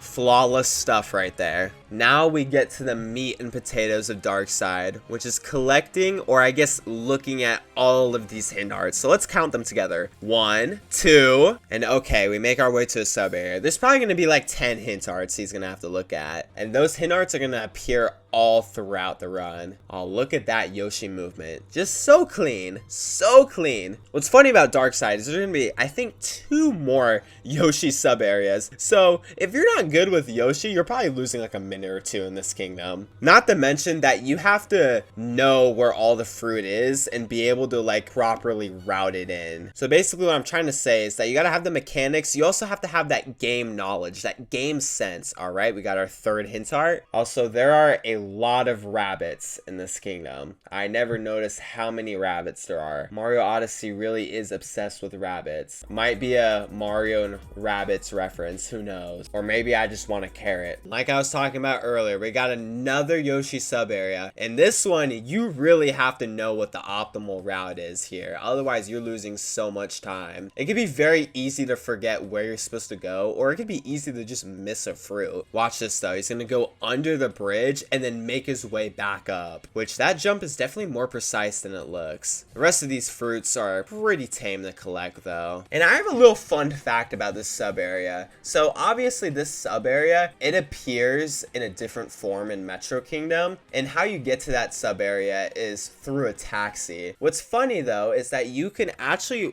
wrong warp from that sub area to the Darkside sub area that we just went through, and that's like the only wrong warp that exists in the game. And it makes me wonder if there will ever be any other Mario Odyssey wrong warps, let alone just a useful wrong warp in general, because to our knowledge that wrong warp is pretty useless. It hasn't been used in any category. It's just a cool discovery. I think this is going to be the final Yoshi sub area in Darkside, and this one is brutal because it is very easy to just fall into the magma here. And if you fall into the magma, you lose your Yoshi capture, and it'll take you like 30 seconds to get it again. And to wrap up Darkside, we got this one last sub area. I'm not gonna lie, they could have done a lot better when it came to designing Darkside, because tell me why they had to choose like some of the lamest sub areas. Like this sub area is cool, but how are you gonna put 3 Yoshi sub areas in Darkside? You couldn't have recreated like a platforming one, made it a little bit more difficult. Anyways, I digress. I'm here to talk about speedrunning, not Mario Odyssey game design. Now we are in Seaside Kingdom, and right off the bat, we are hitting the dog with Cappy. Now in this part of the run, you're actually able to jump in Cat Throw Farm if you push the dog into a corner and then jump on its head repeatedly. That's usually what the world record holder and top players of this category do, but since the tasks already got like 4,000 jumps for us earlier, that's not going to be needed when it comes to the BTT. All right, so he snipes the seed there. All right, so Mark is gonna hold out Cappy there, collect the Smoon, boom, insta capture. And look at that, he's able to get the bird too. And after he gets the bird, he should be able to go to the top of the lighthouse. Yep, he's gonna go to the top of the lighthouse, gonna get that moon. And then what's next? All right, he's gonna trigger the scarecrow there, and into the pipe we go. Okay, now this sub area is insane. I'm just gonna let it play out. All right, so they get the secret moon there, and watch the rest of this. Look at that, he doesn't even use the pipe to get back up, and just like that, the sub area is done. That's definitely one of my favorite sub areas to see people speedrun. It's just, the strategies are so clever and so satisfying to watch. Ah yes, we finally captured the beloved Cheep Cheep. This is gonna be our fastest option when it comes to going through the deep underwater sections of Seaside. Not to mention that we just need the Cheep Cheep for certain moons, because using the shake ability, we're able to unlock certain things. Okay, and back to the gusher we go. I like how there's just a random floating moon there. Gotta love the random floating moons. Can't get enough of them. Okay, and it looks like we're going into the lighthouse. So yeah, we were actually supposed to go here earlier in the game to get to the top of the lighthouse in the first place, but since we cheesed that in the earlier stages of the run, we gotta go back now. There's not much to collect here though. You just literally collect that one moon and you're out. And I don't even know if that moon spawns before or after you beat the game. I assume afterwards, since it's routed later into the run. Anyways, we got Seaside Koopa free running, and this is going to be an example of a KFR in which different strategies than what's done in the KFR world record are going to be used, because obviously the KFR world record accounts for the game time, the in-game timer, but obviously when it comes to this run, we're accounting for real time. So normally players would capture the gusher by now, but we're gonna be waiting all the way until we get to that one to capture it. And yeah, we're gonna do it all over again because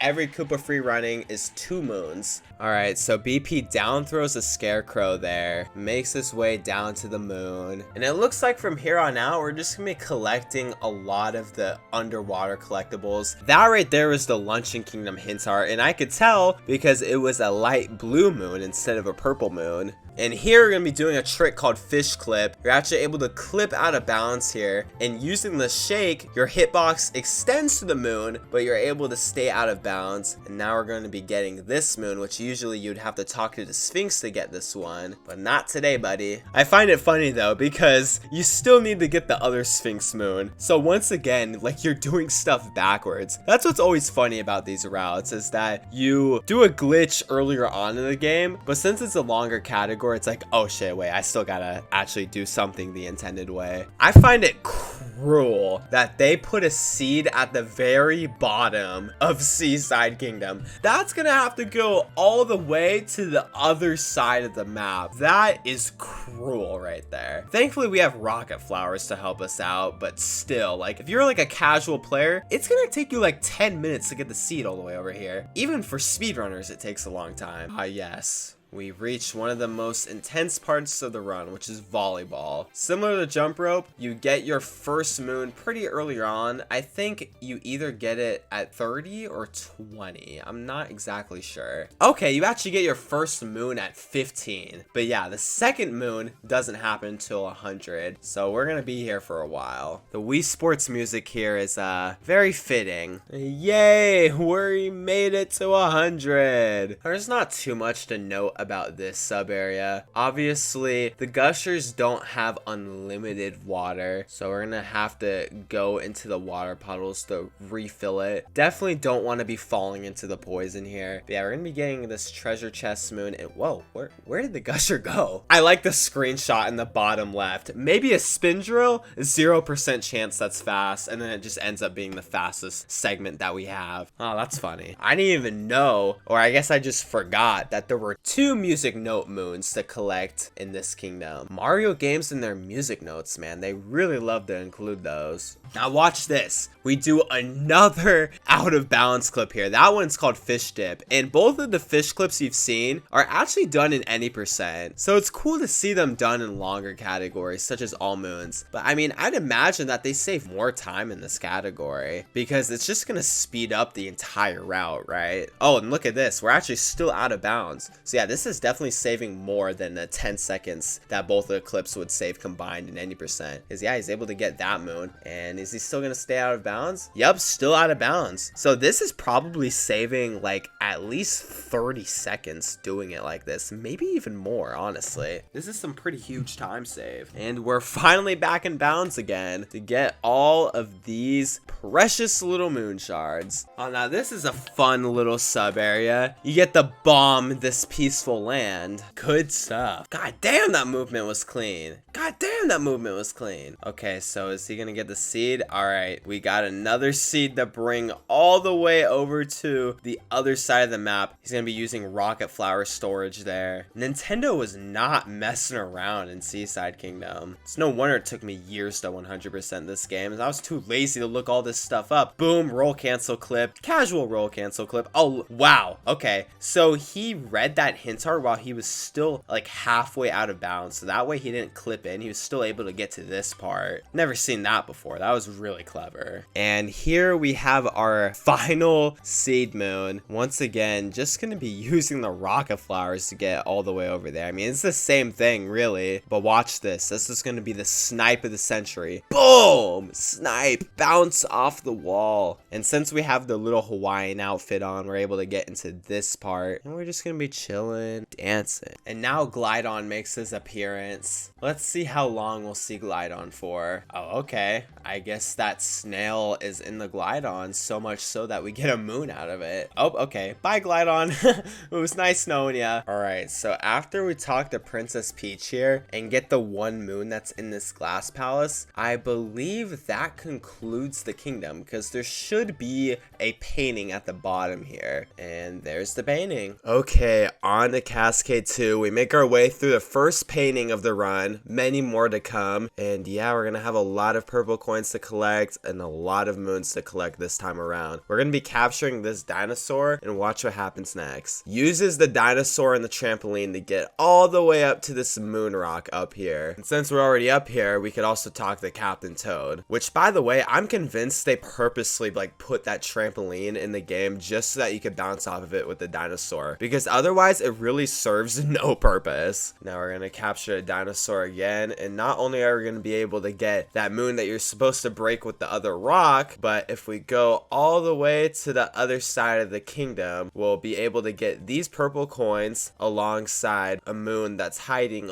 all the way over here. I've always thought that was an interesting place to put a moon, but it's kind of cool. It forces you to use the dinosaur. Oh, and here we go. Another 20-second animation. Now, when it comes to Koopa free running, players are going to be doing a trick here called Dino Skip Skip, aka DSS, and you're going to see it in a few seconds. Triple jump off the block, wall jump, and then you land on that little slither of ground there. Now, that trick can be consistent in runs, but the way they do it in Koopa free running, they don't cap stall or align or anything. They just go straight for it. So that can make the trick very, very difficult. Favorite moon in the entire game right there. Just a random moon floating in the air. Not even high in the air or anything. Just anyone could collect that. But yeah, now we're going to be going to the purple coin shop, collecting everything this shop has to offer. Just kidding, we're actually only getting the outfit. Okay, I thought we were going to get everything. And there, he does a moon clip, similar to the other ones we've seen throughout the game, and straight into the pipe we go. Now, this sub area is pretty cool. Look at that. He uses the gust to his advantage there to get a boost. Normally you're supposed to use those levers, but they just skip through all of it. Oh, the rolls over the platform. Oh, that was just so clean. That was so clean. That moon right there can be very difficult to get because the chain chomp will miss most of the time. It's very jank, but he makes it look very easy there. I'm just gonna let it play out.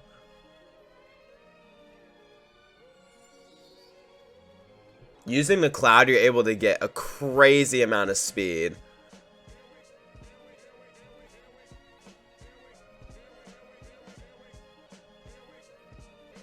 Watch this. He's going to do a trick jump. That skips half of the sub area right here. And then now he's going to be able to get the secret moon, which is in this 2D section. He's going to have to get the Koopa. Oh, we got the return of the keyboard player. The return of Lud, the keyboard player. This man is basically Nifsky in Super Mario Bros. Good stuff. Cloud boost once again coming in clutch there. Look at this. Boom! Now that movement is really optimal there. Normally you need the block to get to this other side, but he just does that tight little jump there. And then he does it again. That's crazy. And with that, we are done with Cascade and we make our way to the Bowser Kingdom painting. Now before we break the moon rock, we're going to do all this fancy movement to get up here. And then watch this.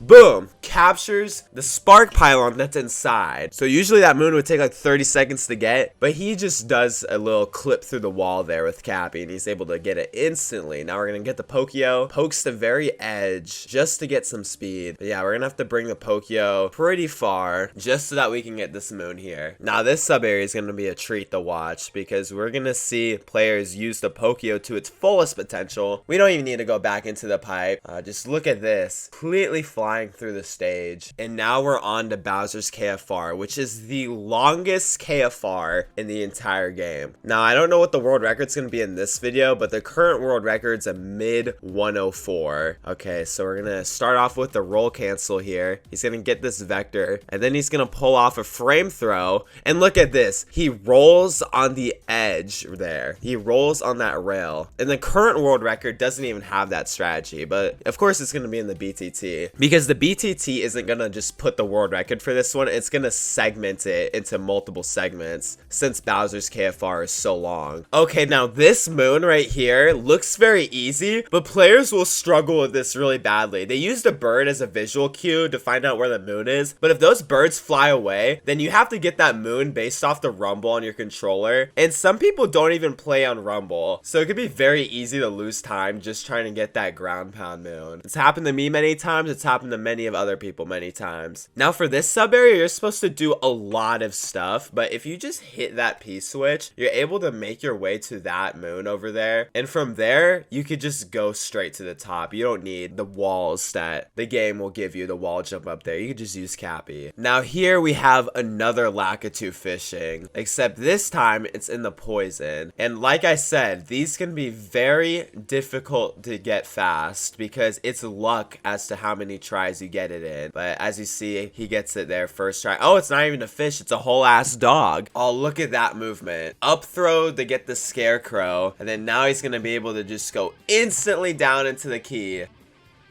Oh, look at that. He does a spin with the Pokio to get the moon because the hitbox extends all the way into the inside there. And then at the same time, the bomb has already landed on those blocks over there, so he's able to get the moon. But hey, we have to do this boring ass moon first. I don't know what's up with the Sphinx, you know? Why is he just flying around every kingdom? I guess he's really just sightseeing. Now this is a sub area we don't usually see in runs. Whoa! Okay, that was crazy. He captured out of the dry bones, and right as he was about to die, he captured him again just to save a little bit of time there. Which, by the way, Kerfuff, oh my god. Which, by the way, they are shaking the dry bones here to make him go faster. Because like I said, most things go faster in this game with motion controls because Mario Odyssey loves its motion controls. Now for this boss, you normally need to stack the Goombas, but once again, we just use Mario's moveset to cheese like literally everything in this game. Now this is where spin throws will be really useful because it makes this otherwise hard challenge very, very easy. I mean, look at UTRC here. He's just getting all the music notes in seconds because of the spin throws. And now we're in Snow Kingdom, which is honestly one of my favorite kingdoms to see in post game because I feel like there's a lot of underrated content here. Not to mention that the sub areas are fucking awesome, and we even have the Bound Bowl, which I don't know if we'll see that in Snow 2 because I don't know how many times they're gonna plan on. Oh, okay, actually no, we're going straight to the Bound Bowl. What am I even saying? Now, earlier on in the run, we saw the first Bound Bowl, and this is the second and final Bound Bowl Grand Prix race, and Yoshi64 is actually going to be doing a skip about halfway through the track that is going to allow him to skip about half of the track on all 3 laps. Normally doing this skip here, you'll be lifted back up onto the track, but if you do it just right, you're able to avoid that from happening and successfully pull off the skip. But yeah, other than that, he's just going to be pulling off some well-timed bounces, and he's going to be doing the skip 2 more times to ensure he completes the Bound Bowl as fast as possible. I mean, just look at how he does this. This doesn't look too difficult, but it's very easy to lose your speed there, and it can be even easier to just not get the trick at all, because like I said, the game will detect that you're trying to go out of bounds and lift you back up on the track, kind of like how in Mario Kart Lakitu will just lift you back up onto the track when you fall off. By the way, similar to the Koopa freerunnings, you do have to do the Bound Bowl twice, but after that, we're on to a bunch of different moons, starting with this Koopa trace walking, which is not as hard as the one in Moon Kingdom, because as you saw there, you're able to just spin pound, and then spin pound again. Not to mention that the actual place where you're supposed to be trace walking is smaller, so that definitely gives you more leniency to go fast. I always forget that there's cheeps in Snow Kingdom, but now that I think about it, there is water surrounding just about the entire main area, and there's going to be a lot of moons for us to collect with the cheep, starting with this first one, which is a scarecrow timer, and then after that he's going to be collecting some more stuff with the cheep. So yeah, we're actually going to be out of the water just so that we can get this one moon right here. And now we make our way to Snow KFR. We're going to start with a spin pound to the right. We're going to very precisely time all of this movement here, and then we're going to be doing a cap bounce, spin throw, and watch this. He's gonna instantly roll straight to the finish line. Now, after we get this Captain Toad moon, Yo-Yo Fruits is gonna do something very satisfying. Watch this. He just rolls into all of the notes effortlessly. That looks easy to do, but it's not. It's very easy to lose the straight line that you take there. Now, this sub area is crazy to watch. All the way back when the game first came out, I remember people trying to theory craft whether or not it was possible to do this without the scarecrow. And this is such a risky strategy to go for, but as you can see, it just saves so much time. And then watch this. Triple jump, gonna do a homing cap throw, and then capture the bullet bill. So with all of those skips, that sub area would usually take minutes, but players do it in 30 seconds. It's really crazy to watch. And now we're going to be entering Shiveria and finally getting all of those moons that we skipped earlier on in the run, as well as some post-game content, because there is a lot of post-game content in Shiveria. Starting with this sub area, it's actually more difficult than if you were to do it before you beat the game, because now there's extra Taifus blocking your way. But nonetheless, it's still better to do it in post-game, because like I said, post-game content gets added into these sub areas after you beat the game, so it just makes skipping them earlier on that much more useful. Now, what's funny about skipping this sub area is that the Rango boss fight actually doesn't trigger once you've beaten the game, so the moon is already spawned for us and we just get a free moon. Now, this sub area is a treat to watch. Normally you'd have to collect moon shards here, but since we've already beaten the game thinks that we already did all of that, and so we're just able to skip so much and get those moons really fast. And so similar to Rango, the moon is already spawned in for us, which is very nice. And now we have our last Snow Kingdom sub area. And for this moon with the Goombas, you're actually able to do it without the Goombas. Oh,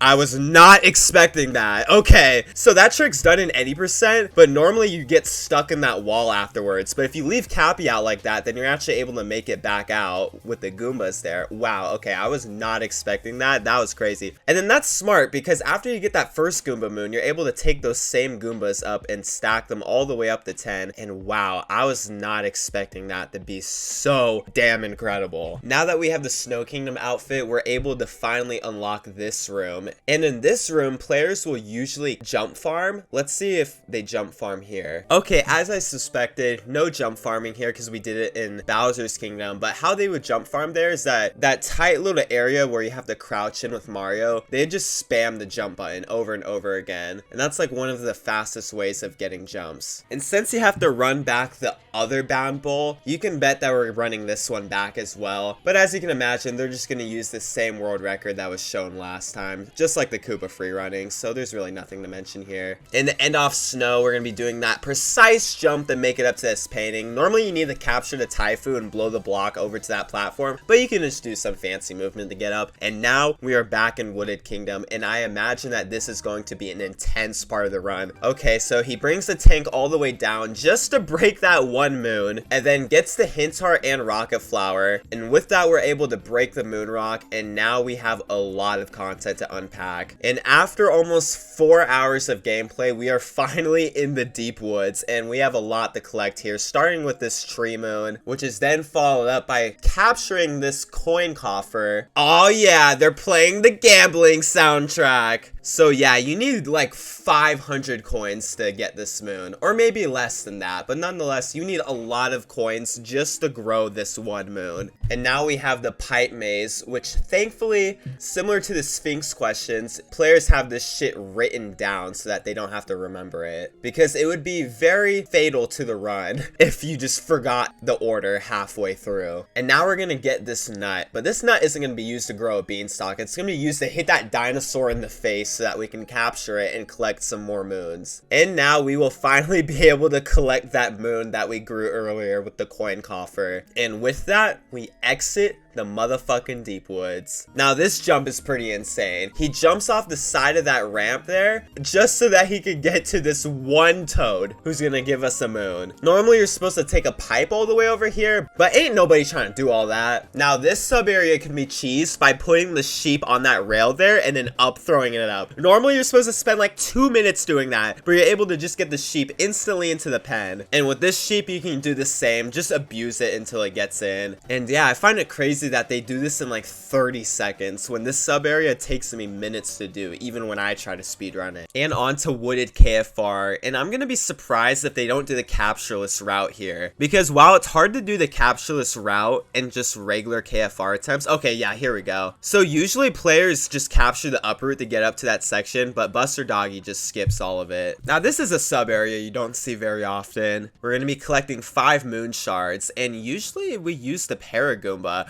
Oh, look at this. He did a moon clip, and by clipping out of bounds like that, he's able to capture that Goomba. And wow, that was insane. We need a insane and crazy counter, because I've said those 2 words so much throughout this video, but that was just so incredibly optimized. I could have never saw any of those strategies coming. Now look at this. The rocket flower is once again going to be used to get speed in this 2D section. The speed doesn't carry out the entire way, but it carries out for most of the 2D section, just like in Mushroom Kingdom. Now look at this. We're finally going to be getting this nut and bringing it all the way up to Wooded Kingdom Heaven. And we once again have a sub area where we get to collect a whole bunch of coins. Usually we collect the uproot here, but who needs that? We could just use Mario. With the power of Trans Mario, anything is really possible. A nice little triple jump to just barely get that moon. Now this is a primary example of how uproot speed can be so OP.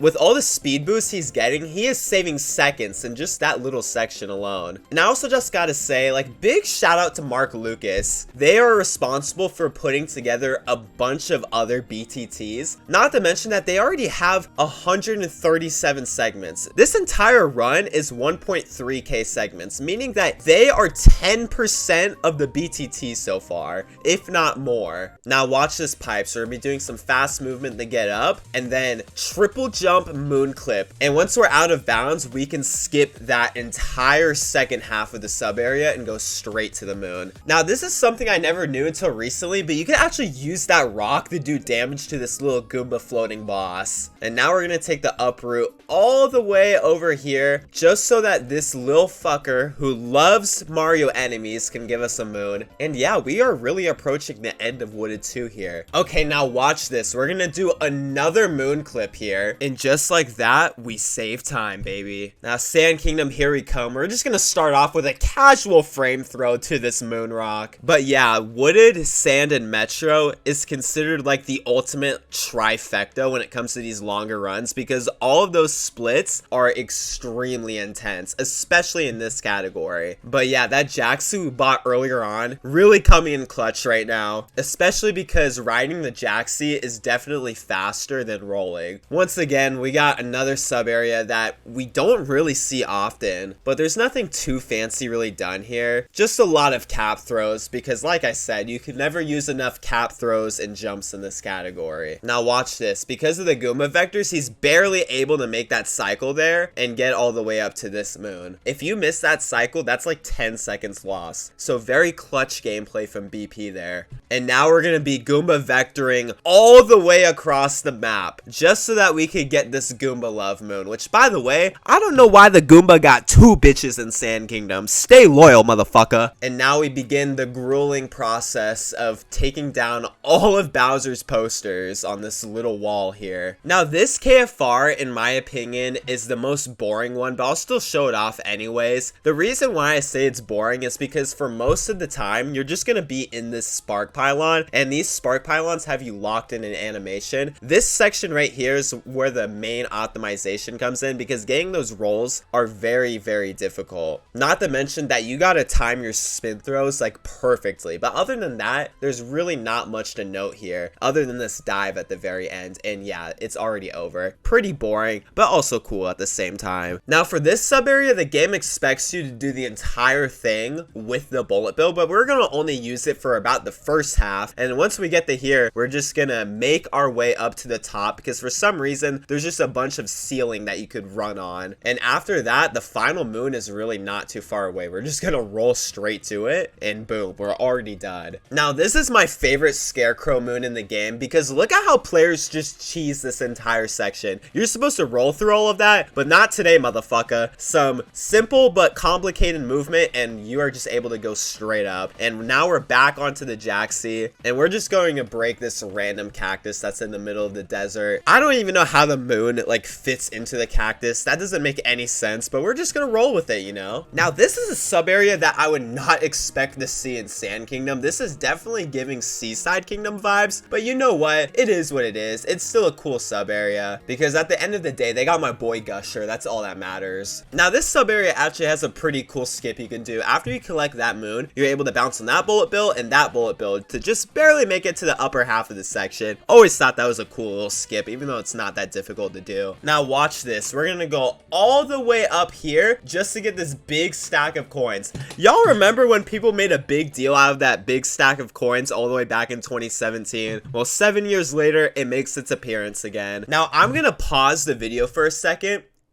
Look how many fucking moons are on the screen. There are so many moons that there's an ellipses after what seems to be like the 20th column of moons. Anyways, I'm gonna continue the video. Now, once again, we have the return of the sheep, but thankfully this is nowhere near as bad or difficult as the one in Mushroom Kingdom, because we just need to bring 3 sheep back, and they're all relatively close to each other. And oh my god, he's walking on poison, except he's not, because those are just invisible platforms. But since players already know where they are, they don't need the Moai to see where to go. And with that sub area is already done before I can even explain it. God damn. Also, I love how this guy, in half of his segments, he just has the Unk fitted 100. What the hell does that even mean, bro? Is Unk really going to be your Mario Odyssey legacy? Anyways, that segment right there is almost on par with a tool-assisted speedrun, even though it doesn't look like it. Aw, yeehaw, brother. Now watch this strat here. Dives into the key and is just barely able to capture the Moai there, which, you know, you gotta love the casual, massive time saves that are scattered all throughout this run. Now, I believe this is the last Koopa Trace walking in the entire run, and hey, that's not a circle. I find it funny that this is more so an octagon rather than a circle, yet they still easily complete the challenge. Like, damn, I didn't know it was a create the octagon challenge. I thought it was create the circle challenge, but whatever, Koopa, whatever you say, man. Now, those moon shards we were supposed to collect at the beginning of the game as a means of unlocking the inverted pyramid,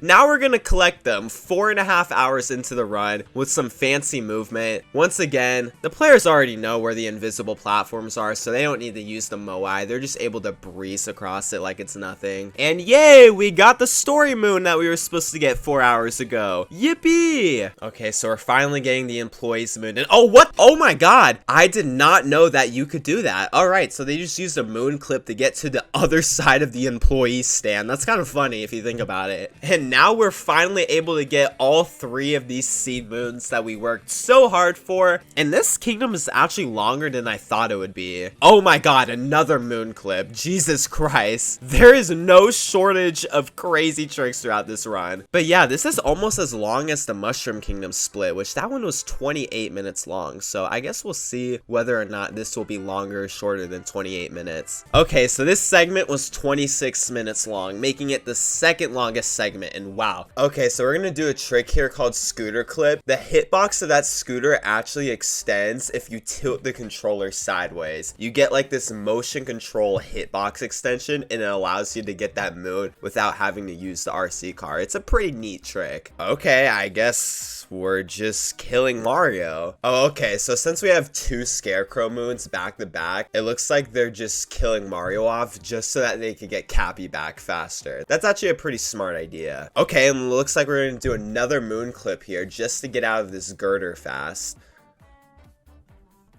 Wow, I didn't even know you could roll cancel there. So apparently you could roll cancel into the gambling area. Even though that roll cancel and moon clip are very difficult, those two strategies combined probably only saved like a few seconds, which is really crazy. Now, as you can see, we're gonna be using the poles a lot through Metro, and that's just one case of us using the pole. Normally you have to take the pipe to get all the way to that rocket, but we can just fling our way to the building, no problem. Oh, and look at this movement. Now, instead of going around, we can actually just do a triple jump here. It's very easy to do that jump. I don't know why the people designing the sub area made that second moon so accessible, but I guess it is what it is. Okay, now watch this. Normally you need an outfit to get into this sub area, but we're just gonna do a roll cancel. It'll go straight in, and we're gonna be skipping these spark pylons here. Wow, Metro 2, 5 minutes in, already pretty intense. Now this next section with the moon shards can be pretty difficult to do without taking damage. Let's see how Eamon does it. Okay, yeah, that was flawless. Now this is a cool sub area to watch because you're not only able to get this moon, but you're still able to get the moon you set off with the lever timer. Essentially, for the 10 millionth time this run, killing 2 birds with 1 stone. Now this is one of my favorite moons in the game. If you guys see that man's dialogue, it's iconic. And look at that, we're just gonna capture straight to the spark pylon, and from there we're gonna go into the iconic Super Mario Bros sub area, and from there we have the iconic Super Mario Bros sub area. This is just one of many reasons as to why Mario Odyssey is the best Mario game, okay? Not only is it unique in so many ways, but it pays homage to the games in such a beautiful way. Okay, now we finally go back into the sewer. Okay, it looks like we're going to be doing sewer clip again. And that's right, I forgot this moon existed, I'm not gonna lie. So that makes sense as to why we go back to the sewer later on, because I was confused about that. Now, thankfully the bird moon is pretty easy in Metro, because after warping to that checkpoint, the bird will come after about 20 seconds, and we have that time to spare because we have to wait for the dog. And I swear, this run just keeps on getting better and better and better. Just when I think it can't get more impressive, I see some stuff that's never been done before. Like that climb up to the tower, even that was just mind-boggling to watch. Okay, it looks like we're going to be doing some scooter shenanigans here. So that scooter is gonna almost perfectly land. Okay, now we're going to be finally getting the purse and delivering it to Pauline. But first, we have to answer all these goddamn questions. Yay, we did it. Now, this sub area is very interesting to watch. There's so much content in it, but Cool Cade already gets that first moon, and we're just gonna roll off the top and get this moon right here. And now the sub area is already done. Already done, just like that. Now we have the return of the scooter, and that jump right there is barely possible.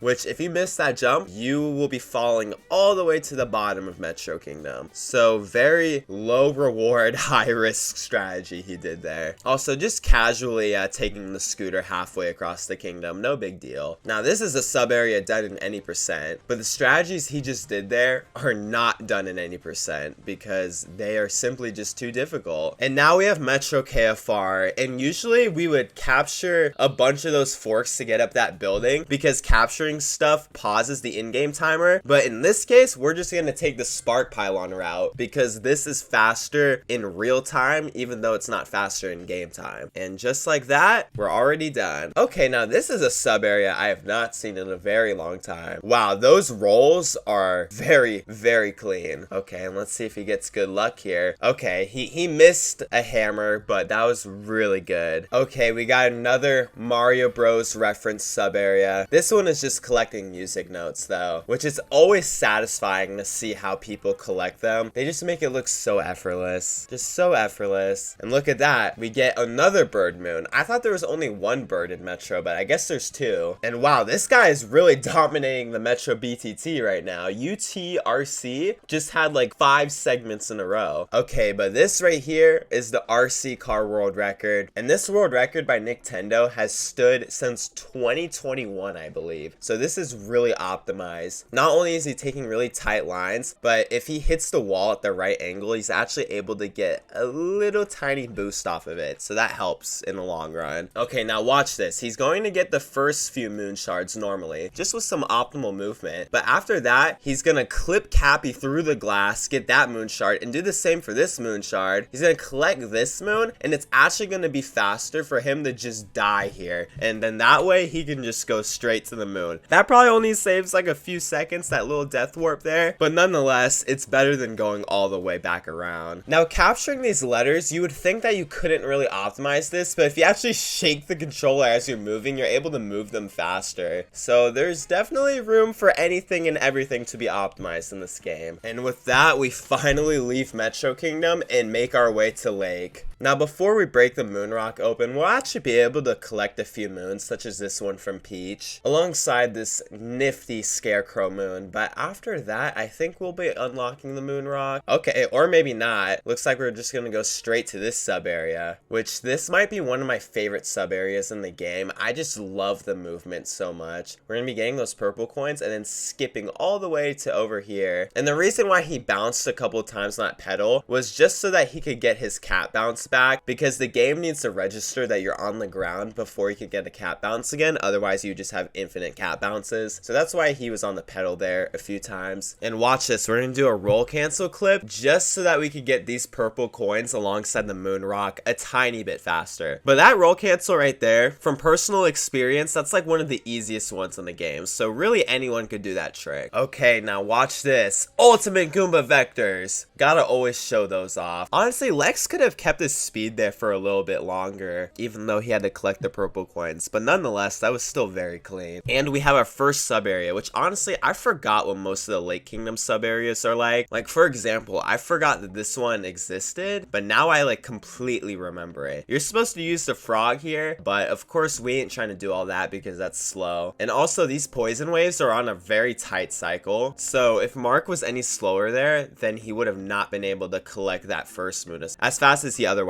would have. And now we got Lake KFR. Gonna start with a few rolls and then a roll cancel there, which is gonna allow us to get a cap return to make it all the way up. And then from there, we're just gonna be doing some optimal cat bounces here. And just like that, we're at the end. These KFRs really do go by fast. I swear, they have this moon in like half of the kingdoms. Like, it would be a cool concept if they did it in one or two, but why do they have to do it in like almost every single kingdom? We get the idea, Nintendo! Now, this is one of the moons in the game where there has to be a faster way of doing this, because you have to spend almost 30 seconds just swimming all the way down here. If there was a faster way to do this moon alongside the Captain's Own moon that comes with it, then that would be some huge and needed time save. And this is a pretty cool strategy here. If you do that, you're actually able to talk to the lady outside of the room she's in by just doing some simple camera manipulation. That strat's starting at 80%. I always thought it was a cool strategy. Now watch this. Instead of going through the zipper, we're just gonna roll cancel the complete opposite way, and now we're already at the moon. But like I said, we still have to get the second moon in each sub area, and wow, I just love this sub area. This might be my new favorite sub. And there's just invisible blocks there. Okay, so you're just able to skip like half of that section there. I forgot that sub area existed too. That might have to be my new favorite one. And on to Luncheon Kingdom, we're gonna be doing this very hard roll cancel to get all the way to the moon rock. I don't know if that's done in actual runs, but that jump is very hard there. You need to get like the perfect vector for your jump. Now, this sub area is always satisfying to watch. Just look at how they effortlessly capture all those forks.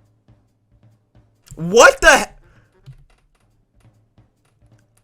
What did I just watch? Okay, so he clipped through the wall and then manages to get this turnip as a result, because normally you need to get the pan bro to break the cheese block there. Oh my god. 2 minutes in. God damn. You really think you know everything about this game, and then you see someone clip through a wall and it's like, oh, okay, never mind. I don't know shit about this game actually. Now, by timing these little jumps with the pan bro, you're actually able to get a decent amount of speed and distance, which is useful when you have to go like halfway across the kingdom just to get that one moon. Now, with this sub area, you usually need to use one of the cannons to get to this moon up here, but we're just gonna be uncapturing the lava bubble and then recapturing it again. Gotta love the little tiny skips like that. Now, it may seem like we already did this sub area, but this is actually the original sub area that Darkseid copied, except this time we don't have to worry about killing off Yoshi. We can just do everything with Mario. Now, I remember seeing Luncheon KFR back in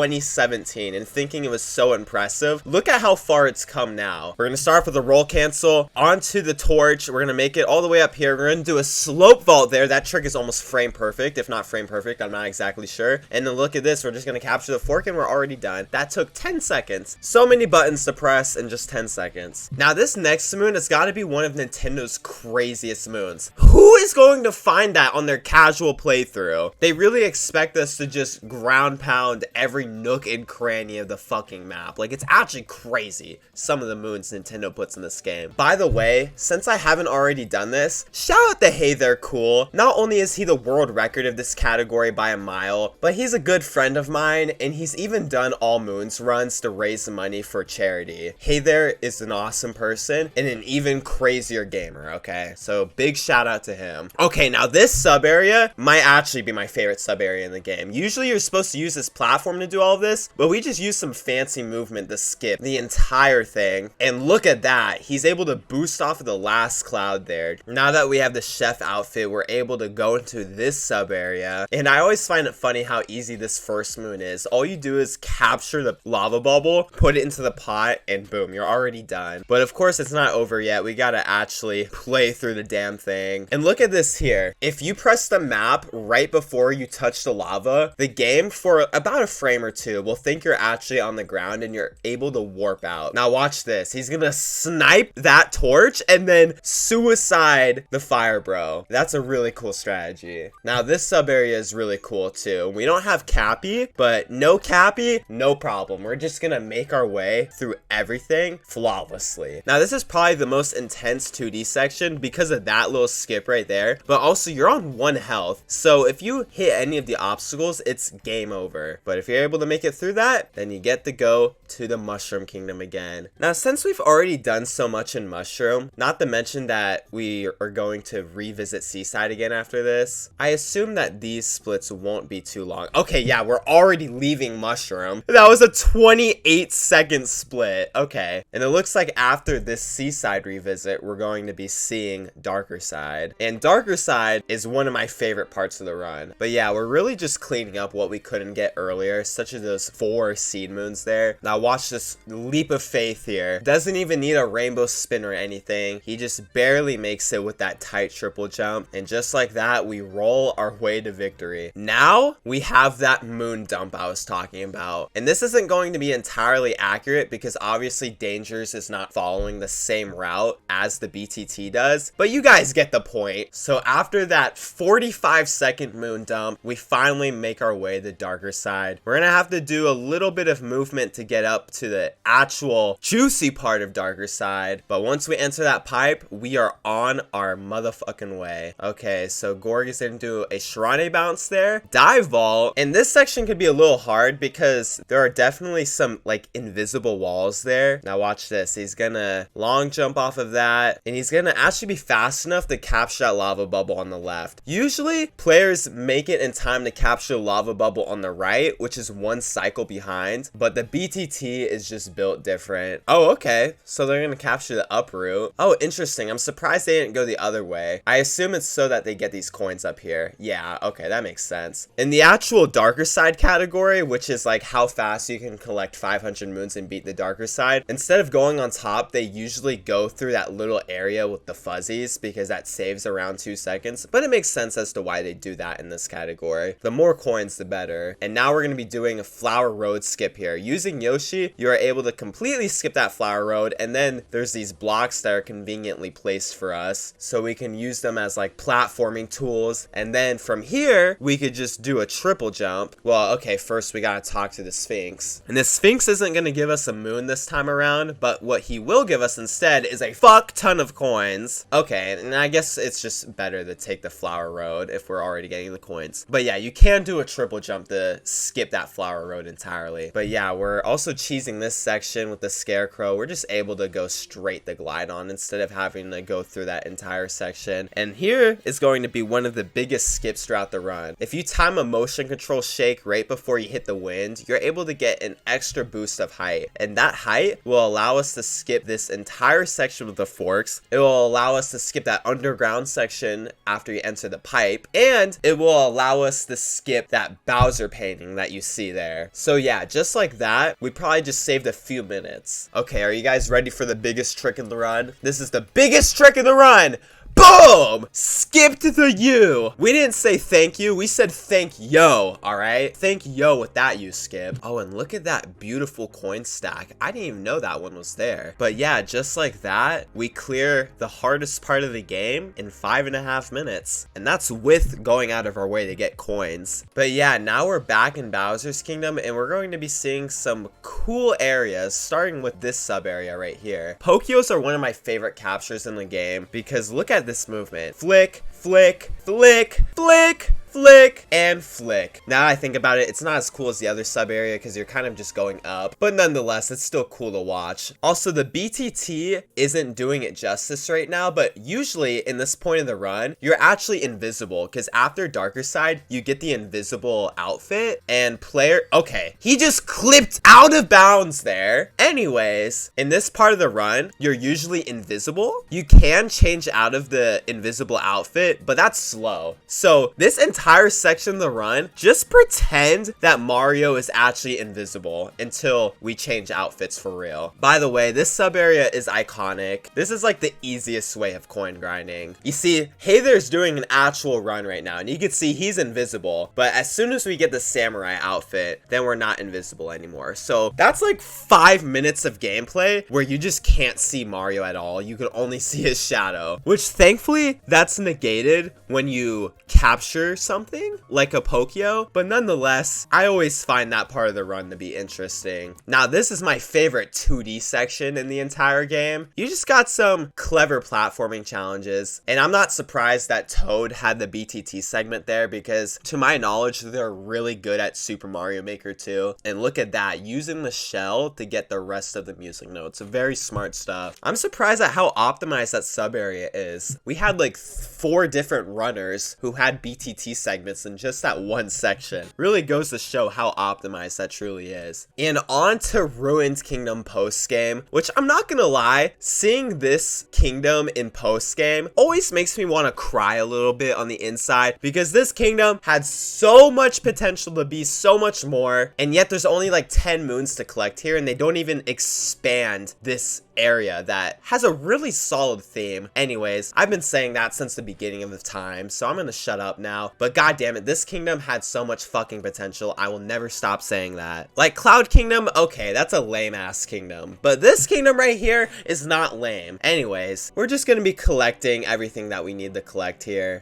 Look at the dragon, he's just side-eyeing Peach. Bombastic side-eye. The dragon really think he's sly with that side-eye. We see you, buddy. We see you, motherfucker. Okay, and we finally have reached a cool part of Ruined Kingdom. This sub area is pretty cool. Look at that. He doesn't even time where the platform should be. He just does a spin throw and goes. But I guess that spin throw did work out in his favor. But yeah, I really like this section because not only does it play along with the theme, it also mixes 2D and 3D, which I think is a very creative concept. Now watch this. He's gonna get this moon, but we're not done yet. We're just gonna roll all the way down here just so that we could get the second moon. And I believe this is the only other sub area in Ruins. We just use this charging chuck to break that moon. And then after that, we do the same thing, but for these blocks over here, just so that we could get those coins. And yeah, Ruin 2, pretty straightforward kingdom. Now, I have my hopes up for Lost 2 because Lost post-game in other categories is always impressive to watch. So I'm gonna assume that it's impressive to watch here, and that's gonna go by really fast. So we're gonna get those purple coins, get that moon that we usually get in any percent. Okay, and we're finally capturing the Wiggler. Okay, what the heck? He just clipped into the cage. Is he gonna be able to get out? Oh my god. Dude, what the hell? I didn't even know you could do that. And wow, okay, he just broke open a moon there. Yeah, these players have gotten like 10 moons in the span of like a minute. Wow, this is, oh my god. I don't even know what to say anymore. My brain is starting to malfunction just watching this. Okay, and we're gonna finally get that Snow Kingdom hint art. Now, this moon is always super scary to do, but Snitch just makes it look so easy. Okay, so we're going to be doing a moon clip here. Where is it going to take us?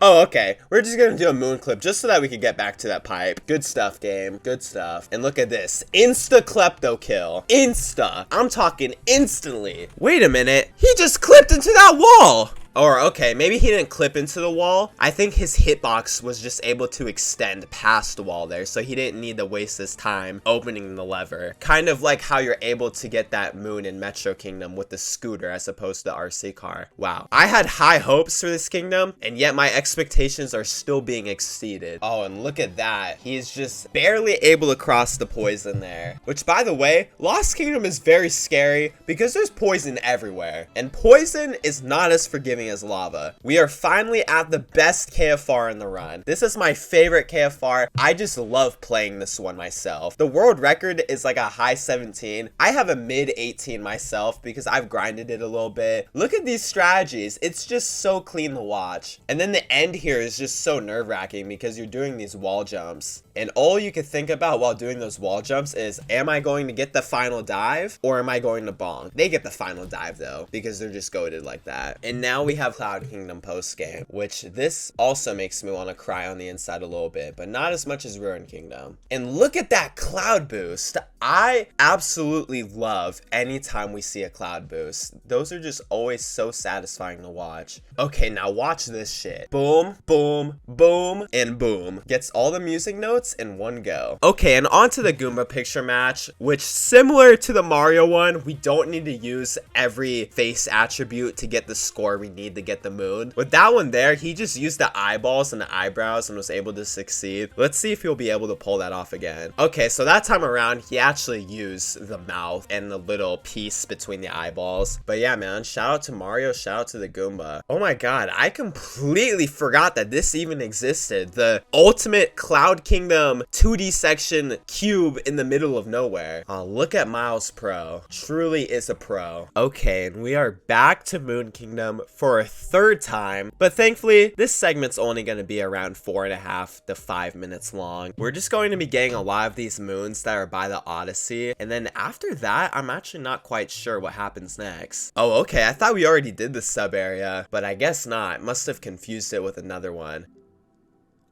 Oh, what the heck? He just did some Super Mario Galaxy stuff there. Literally exploiting the gravity fields. Oh my god. Okay, this is actually a really cool part of the run. Wow, that was quick. That little gravity skip he did there was super cool. Oh, and you know what? Now that I think of it, we haven't even got these moon shards yet. And I'm not sure if we've done Moon KFR yet. Also, how did Peach get all the way to the top of the chapel? Can we talk about that? Did she do some cat bounces off of Tiara or what? Okay, anyways, we finally get this moon that's on top of the chapel here. And that right there is a bird in the disguise of an alien. Okay, it looks like we're going to be doing some frog vectors. And okay, it looks like we already did Moon KFR. But listen, guys, we're 6 hours into the run. I'm allowed to forget a little bit, okay? Because there's just so much jam-packed into this one run that it's like almost impossible for me to remember everything. Oh, look at that frog vector. He just barely makes it. And just like that, we make our way to the very final section of the run. So we have a few moons to collect in Mushroom, but after that, we're finally going to be rewarded for all the jumps we've grinded for all the cap throws we've grinded for, and for everything else in between. We're finally going to be rewarded for all of that by Toadette. But like I said, we got a few things to do first. And by the way, you see that skeleton outfit right there? That is part of the reason as to why 100% is almost an hour longer than all moons, because you have to grind all of those coins just to buy that one damn outfit. Basically, what I'm trying to say is that all moons is just objectively a more based category. Now, if the entire castle being in Mario Odyssey wasn't enough of a homage towards Mario 64, just look at this sub area, man. It makes me so happy that Nintendo is able to make a game that not only reels in new people, but it also reels in the OGs, okay? Gotta show some love for the Mario 64 love, okay? Okay, now this is the worst fucking sub area in the entire game. I hate the sub area with all of my heart. Now listen, it starts off cool at first, but once you get to this section, it's just bullet bills on bullet bills. And then you get to this next section, and if you miss one jump, your run is literally over. Which, by the way, Mario Odyssey loves to drop your inputs sometimes. So sometimes you could just just have your run be completely gone and it's not even your fault. Also, this section is super nerve-wracking. But yeah, I have personal beef with that sub area. If I ever had to do that in a speed run, I might just quit, honestly. And look at that. We have our final Peach Moon. How wholesome. And we finally get rewarded for the fruits of our labor. We have all our jumps, we have all our cap throws, our checkpoints, and everything else in between. So we're just gonna talk to Toadette for 7 minutes. And just like that, we have every unique moon in the game, except for one, which is why we're going back to Sand Kingdom. And ironically enough, it's just that moon. Now, I'm not exactly sure why we wait to get that moon. I'm sure there's a reason behind it. Maybe someone can tell me in the comments. But there it is. Golden Odyssey sale. We now have every unique moon in the entire game. But as per the rules on speedrun.com, the run is not over yet. Like I foreshadowed earlier, we're going to be doing that final Bowser rematch. And that is where the run will officially end. So this Bowser refight isn't much harder than the original. So I'm not going to show it off. But yeah, it is more difficult. But yes, we now have the Bowser section. And the Bowser section is the exact same as the original. So honestly, this is kind of an anticlimactic ending. But watch this. Not only do we do 2D section skip once, but we do it twice. We have to do one of the hardest tricks in the game twice in this category. And one of those times is literally right at the end of the run. We have an entire All Moons run done in 6 hours, 25 minutes, and 29 seconds. That was truly one of the most phenomenal speedruns I've ever watched, and I can't wait until this BTT gets more optimized, because even though that looks perfect, there is still so much more to be optimized there. And if you enjoy my content, then help me get the 10,000 subscribers. I'd really appreciate it. And one more thing, I will be linking this video in the description. It only has like 10,000 views, which is just a crime on YouTube's part. So please go show it some love and support.